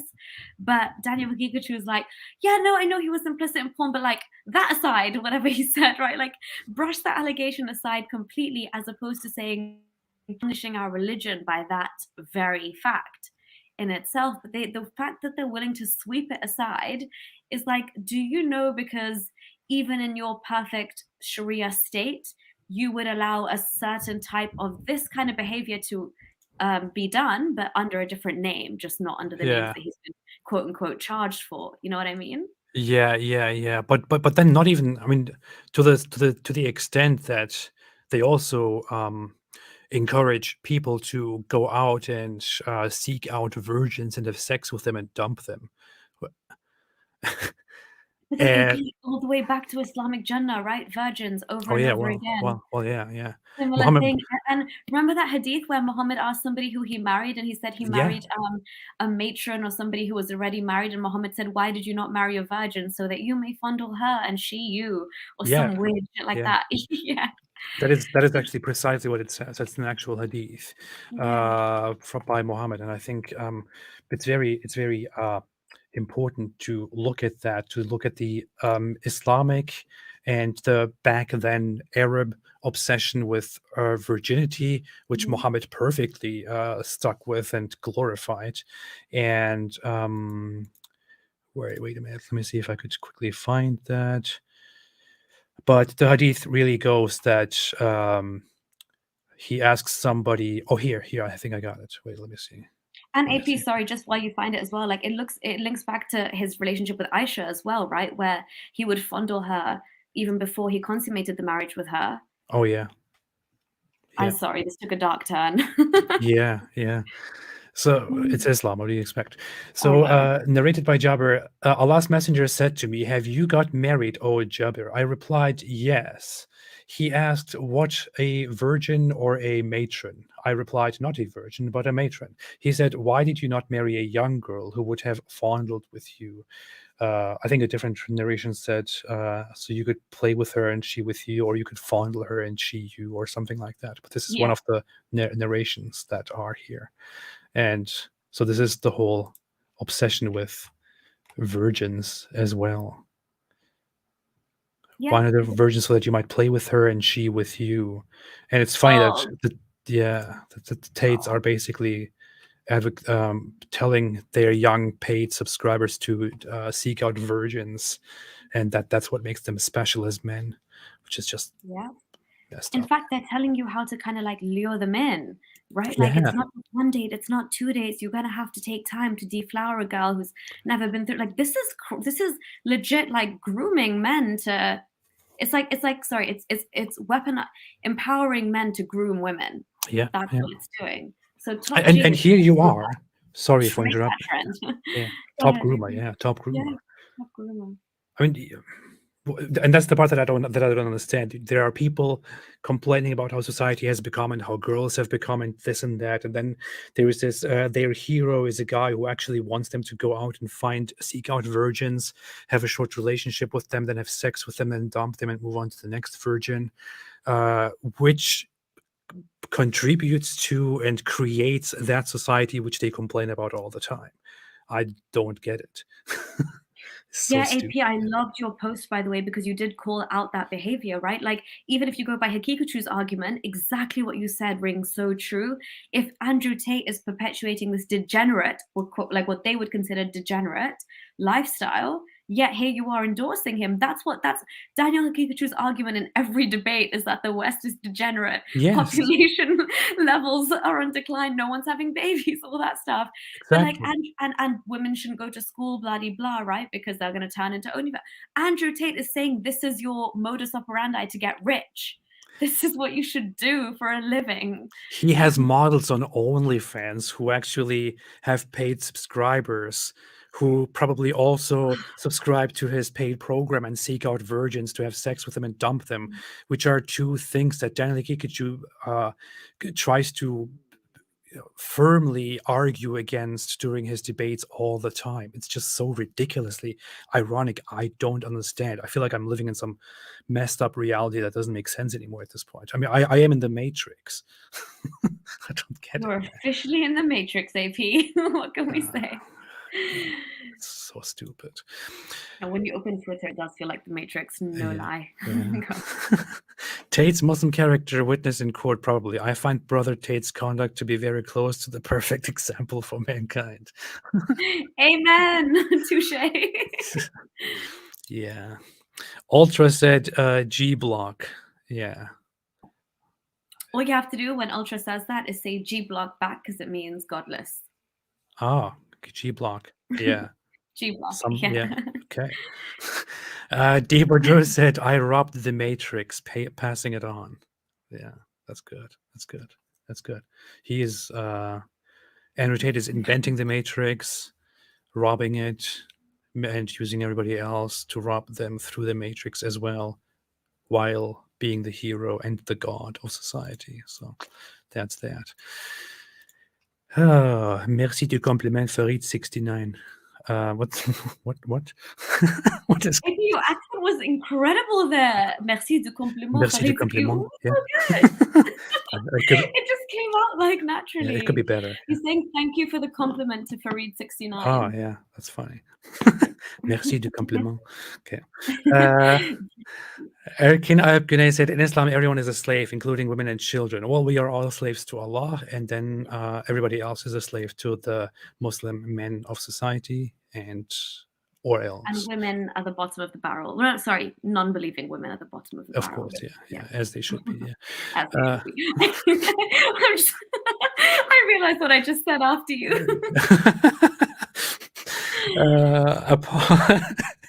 Apollos, Christian Apologetics said, it's because Tate is texting Daniel as his new girl. Oh, boy. Oh, my God. No wonder he had that smirk in the video. He couldn't even contain it. He's glowing from the sexting or whatever's going on there. Yeah. He probably signed up for Andrew Tate's program to become a better alpha male or something. Yeah. How to be a real top G and have 4 wives and sex slaves, because at the moment I just have 4 wives. Yeah. Life is crap. Terrible situation.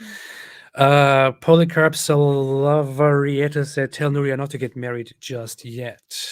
I don't know why. Okie dokes. I will bear that in mind. Thank you. Yeah, just don't get married. Christian Gunnut said, if I had $10 million, I would buy a tank with working armament or maybe a jet fighter.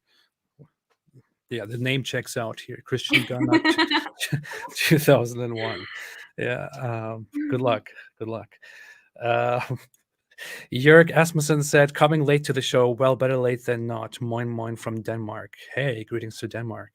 Wonderful. Greetings to Denmark. Greetings to Europe. Greetings to Europe. Yeah, except not UK. UK is not Europe. I mean, actually Europe. You should say and the Okay. Yeah, Europe and UK. Well, subtle dig at Brexit there, AP. Yeah. Well, even if it was with Brexit, even if it was before Brexit, UK is still not Europe. It's just fake. Yeah. It's his own thing. And Nathan John Wade said Tate is the poster child of Islam. Absolutely. This is why I feel like I don't feel bad when people propagate Andrew Tate as a new convert to Islam. I want it to increase. I want mainstream media. I want the whole world to associate him more with Islam, to point out that he recently converted to Islam, where he found much appreciation. I think that would be perfect. It would be amazing, right? This is the biggest win for us, AP. This is like he's serving Islam to us on a silver platter, and we'd be silly not to lap it up. If you are doing things like this and you call yourself a Muslim, that's a treat for us, because you are the modern day living example, a very close example to what real Islam propagates and your prophet of the best of mankind was. So if we have him in human form in this day and age, hells yes, we're going to make the link. We're going to call him out. Yeah. They were asking for Jordan Peterson to convert to Islam, but they got Andrew Tate. So be careful what you wish for, boys. Oh boy, that was a big fail. Myth Vision. Hey, Myth Vision. Hey, Derek, what's up? Good to see you here, man. What's up? He said it's official. The Trinity on the screen. Oh, I should have read this when David was here, just to get his yeah, he reaction, would have right? loved that. Yeah, totally. Christian Great Gunn. pun though, Derek. I'm loving the pun, if you're still listening. Yeah. Christian Gunnut says, thank you, Christian Gunnut. I appreciate it. But if you keep making super chats like this, you will never afford a tank or a jet fighter, just so you know. I'm writing a novella in which one of the characters is a literal Nazi who's also a fundamentalist Muslim in America. How realistic is this? Works. I would say it works. What do you think, Nuri? I'm writing a novel in which one is a literal Nazi who's a fundamentalist in America. It's not quite yet, but it's getting there. I'd say it very well. If you stretch your imagination, it could be one and the same. Yes, I'd say that. Yeah, no, but the Trump supporters are basically similar, right? It's they will do. If that's to spark your curiosity and creativity for a Nazi character, then by all means, they are a good modern example. The way Tate is to Islam, they are to Nazism, I guess. Yeah. I would agree. There's always this dilemma, like a question some people ask: who is worse, Hitler or Muhammad, or what would you prefer, living in a Nazi regime or under Islam? And it's kind of a weird thing to think about, right? That's gonna keep me up at night. I'm gonna go through the pros and cons of each. Yeah. In all honesty, I would say that in many ways, Hitler was worse than Muhammad, given the time, the circumstances, the casualties, and all of that. And I would say living in a Nazi regime in this time would be worse than living in an Islamist regime today. Yeah, because in a Nazi regime as well, AP, like you and me would be gone immediately because we're not blonde hair and blue eyed, right? Yeah. So or we would become useful puppets or something. Yeah, true. But at least in Islam, we can just say one magic line in Arabic, and we'd have to pay tax, but at least our lives are intact. Yeah. And then we can join the whole thing. I can join the fighting and taking captives and raping, and you can join all the other stuff, like breeding. There's nothing else for me to do. I love how you were trying to assign me a task, like maybe tan the leather or breed. Yeah, you can just do that. Yeah, nobody cares about you women. Yeah. Plain Jane said Hasanabi exposed you, AP Islamophobe. I don't know what you're talking about. Why in the world would Hasanabi talk about me? Hasanabi is this I don't know, leftist commenter guy who has a YouTube channel where he does funny stuff. Why in the hell would he talk about me? I don't think that is true. I think you're making this up, Plain Jane. I haven't seen any such thing.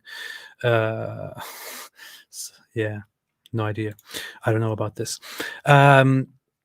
Hadrian said, AP, please ask Nuria what Tate sounds and means in Urdu. Actually don't, because it is really offensive to the male organ to be compared to Andrew. What is this? What is this about? AP, I can't. Hadrian's so naughty. Why would you send a super chat like that, Hadrian? He's so Paid Canadian dollars to make this point He here. really has, and I kind of want to deprive him of hearing it now because he's been so cheeky. No, but okay. Should I, AP? You tell me. Should I tell you or not? I feel like it's a bit bad. I don't know. Go ahead. Yeah, go ahead. Just tell me. No, I don't think I want to say that on YouTube, Hadrian. I can tell you privately if that helps. But okay, basically, AP Tate in Urdu, the equivalent of how you'd say it equals a man's balls, basically. Oh. Yeah, I just like see. a ball sack. That's what Tate is in Urdu. So. Thank you for this fantastic contribution, Hadrian. You made this live stream much better. Yeah, that's very good to know. I am more informed. Thank you, and thanks, Nuria, for your for that. Yeah, that was good. Good to know. Well, if you're gonna learn Urdu, AP, you may as well learn some of the swear words first, and Tate's name is one of them. So yeah, don't worry, I will never try learning Urdu, so I don't think that would be an issue. So. Well, yeah, you've got that now in your armor. I'll tell you how to pronounce it privately. Yeah, now I can say, hey, I speak some Urdu. Yeah. Yep, I can say bollocks in Urdu. Chocoberry said, hi, AP and Nuria. I hope you both are well and that the new year brings good things for you and your loved ones. Can't wait for more streams. Thank you so much. Very nice super chat. Very nice comment. Appreciate it very and much. Happy New Year to you as well, Chocoberry. Yep. Happy New Year to everybody else, and we'll do a lot of good stuff together. I really want you to be more often on the streams. Maybe you should join us on a weekly basis as well. I mean, this would be fun, Nuria. Yeah, I'd love to. Whenever time permits. Sure. I love streaming with you. It's always a good time. It's good. It's good. It's good. Except you laugh too much at Andrew Tate and then you set me off. I'm trying to be serious. Yeah, I know. It's always me. That's the same thing with David. Yeah, he can't have a serious conversation because of me. St. Miles, thank you, St. Miles, for always being here and still being here. Interesting show. Glad to see you back. Thank you so much. I appreciate it. And glad to see you back, St. Miles, as well. I just read it as Saint Miles. I hope it doesn't stand for Street Miles or something like that. Free Abu Andrew. Well, Sergeant. Imagine no Sergeant would have a G. Yeah. Yeah, it would probably have a G. I don't know. But AP, Urdu is the language of love. I believe that, yes. What about Français? Is that not the language of love? I think AP already his accent's so good in English and French. Imagine him speaking French. Ooh la la. Oh, merci, s'il vous plaît, or something, yeah. Oui, yes. So you're halfway there. You can say please. Yeah, c'est la vie. Everyone can say c'est la vie. The Tater, great to see AP live again. And Nuria, you're a great addition to the group. I agree totally. Thank you. Thank you. And I love that you don't live up to your name, the Tater. Yeah. Death Culture said, ever heard of Orthodox Shahada? Ex-Muslim who became Eastern Orthodox on YouTube. Knowledgeable guy. Ex-Muslim who became Eastern Orthodox on YouTube. I've never heard of it, but I don't know. Let me see. What? Orthodox Shahada.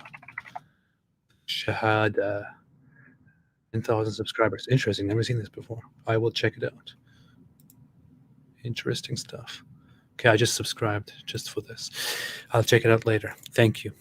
Thank you, Death Culture. Nuria,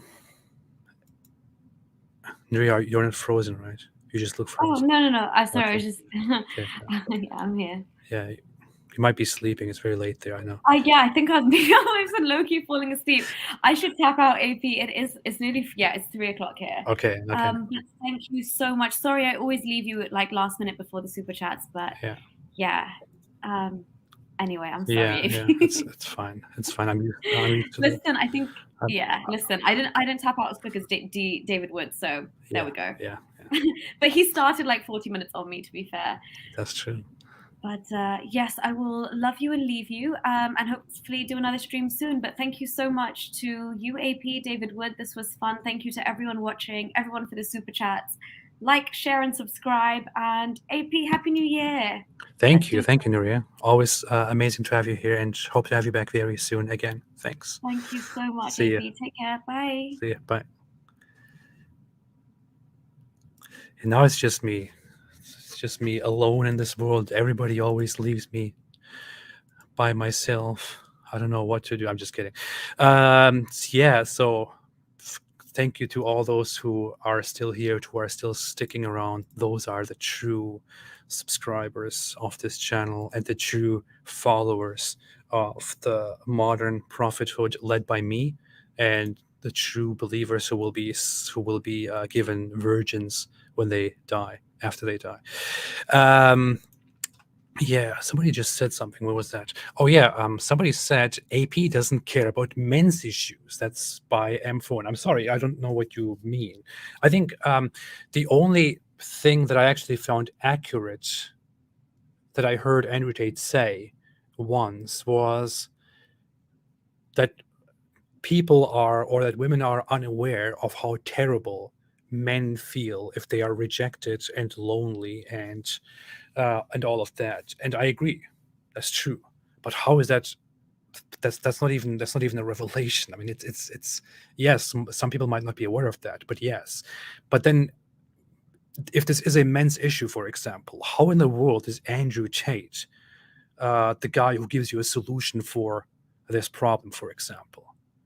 Do you think the solution lies in following his example and trying to impress other men by becoming an achiever and having sex with random women and then finding some self-worth in that? Is that how you address and solve men's issues? Is that really the way to go? I'm sorry, if you think so, I would say, I don't want to say you're stupid, because I don't want to be I want to stop myself from giving that response and being too condescending and off-putting, but that's a very stupid way of approaching a situation. If there are issues in the world, then deal with those issues in a reasonable way, and not by following the example of a pimp and self-proclaimed, self-reported scammer who scams you as well, and who promotes all kinds of horrible stuff that contributes to your misery as a miserable man, if you think that men have issues that make them miserable. You are going a completely wrong path. What the hell? Yeah. With that said, let's move on to the next comments here.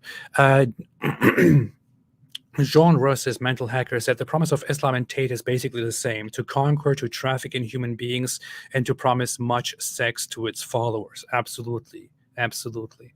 And also only exclusive to men. The women are just objects, exactly as Islam preaches. This is also what Andrew Tate likes about Islam. That's why he converted to Islam.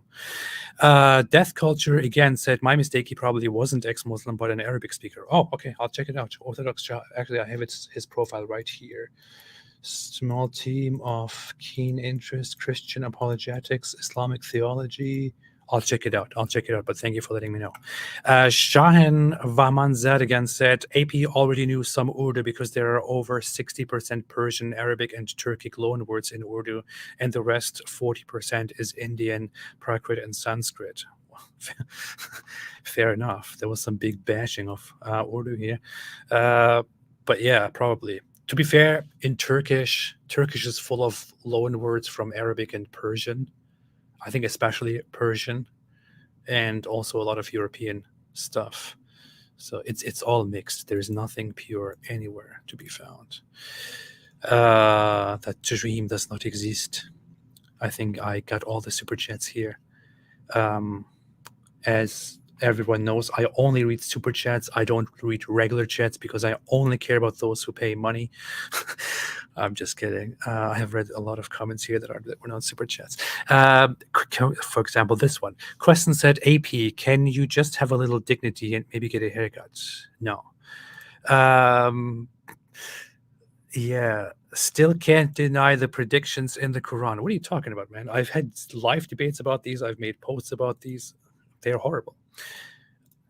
Plain Jane said, apostate prophet debate Vosh, Hasanabi, and Sneeko. I know about Vosh. I know that he's a socialist, no, anarchist, no, libertarian socialist, something to that effect, which is a dream system. And I don't know what my problem with him would be, what his problem with me would be. I don't know why I would debate any of these people. I think Sneeko recently became a Nazi nut job who is also now a total fan of Andrew Tate. And I think the guy is kind of an idiot. But yeah, maybe I could have a conversation with any of these people if possible. I would love to. Apostate Latina said, AB, can you look into some guy named Abdel Rauf Ben Khalifa who possesses people, become jinns to get them information about USA, COVID, and war, etc. What? I have to check that out. I always wanted to talk to some guy who knew magic here. Definitely will do that. Elon is dangerous too with his brain chip. No, it's not the brain chip thing that is dangerous about Elon. I think I would totally appreciate a future where I can have an implant which will make it possible for me to stay connected to the internet and to take notes through brain activity all day long and to watch things in my brain and to call people through that. I think that's the least problematic thing about Elon Musk right now. I know many people who hear me say this think, what? But yes, that's what I think. I think that's the next step. And of course, I believe in forcing everyone to also get those implants. I'm just kidding. That's what you think when somebody says brain chips. I think of putting Doritos chips in your brain.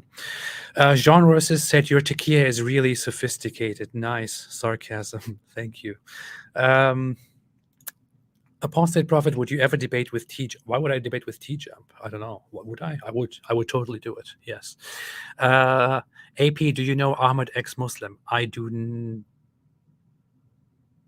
not sure. Maybe I do. M-Phone said, the same person again. Stop it. I don't care. You're a cool dude, Ridwan. Thank you. I appreciate it. The good voice. Some people say so. I know. Some people say so. I recently learned to just take compliments instead of dismissing them, because dismissing compliments or downplaying them feels like actually the opposite of what you're trying to do. It is, I don't know why I'm talking like this right now. The terrible YouTuber, I think I'm tired. I think your hair is cool. I don't think so, but I won't get a haircut either. So that's that. I just don't care. Your ponytail looks good. Thank you. What a joke. Why are you reading insults? Just read what I said. I'm not going to read what did you say? I like insults more. They actually contribute to this conversation. But what did you say, humble servant? I can't find it. Did you raise an objection? Did you ask a question? Are you an actual Muslim? Did you challenge me on something? Let me find it. The humble servant who said lies. This is a very interesting comment. I have to make a note about this and get back to it once I have a sufficient answer. But did you also say anything else? I can't find anything. Please, if you did say something very sophisticated, repeat it, because I cannot find it right now. Somebody said, we are here, AP. Thank you. I appreciate that. There can only be one. Will you have a call-in show? I had those a while ago. I could get back to that at some point. They just give me a little bit of stress and anxiety for different reasons.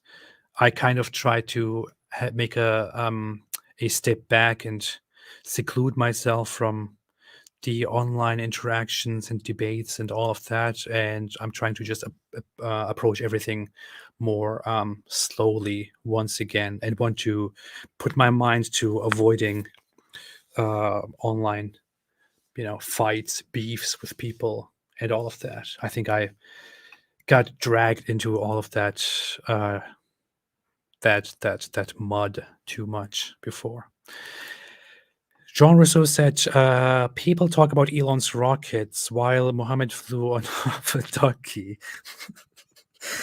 On a half donkey, half mule. Muslims resolved rocket science 1,400 years ago. Wake up, Jeff Bezos. Exactly, man. Thank you. This is very good. Very good. Feed us wisdom, AP. I'm so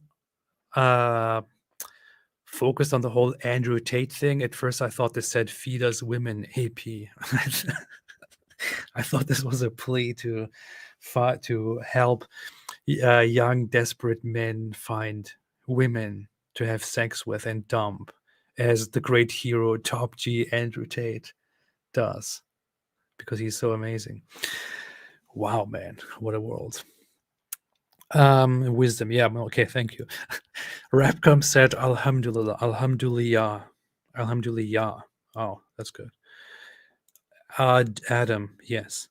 Okay, I think I'll go. I could stay here forever, but I think I'll go. Somebody said, don't forget the flying rock he stepped on.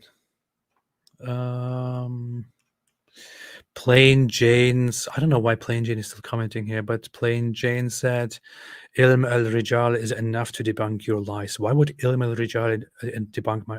Ilm al-Rijal is a genre of books, of Islamic hadith studies books, that is focused on analyzing the transmitters of hadith, of reports, traditions about Muhammad, and to look into their those people's lives and authenticity, in order to establish their authenticity and all that. But what does it have to do with me? I feel like you're just trolling me at this point, and I'm wasting my time here.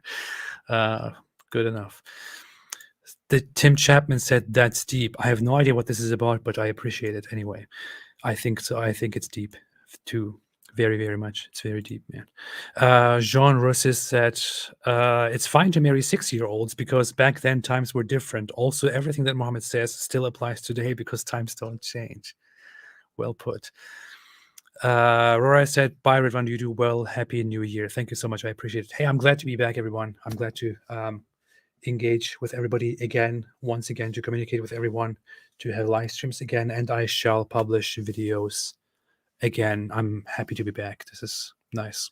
I love the community. I appreciate everyone. Thanks for being here, especially those who stayed here after David Wood and Nuria left. All the others, I don't care about them. They can go. Just kidding. Yeah, no, I'm happy to be back and hope for much more work and fun together. Have a fantastic day, everybody, and Happy New Year. And as always, stay away from Islam and stay away from Andrew Tate. See ya.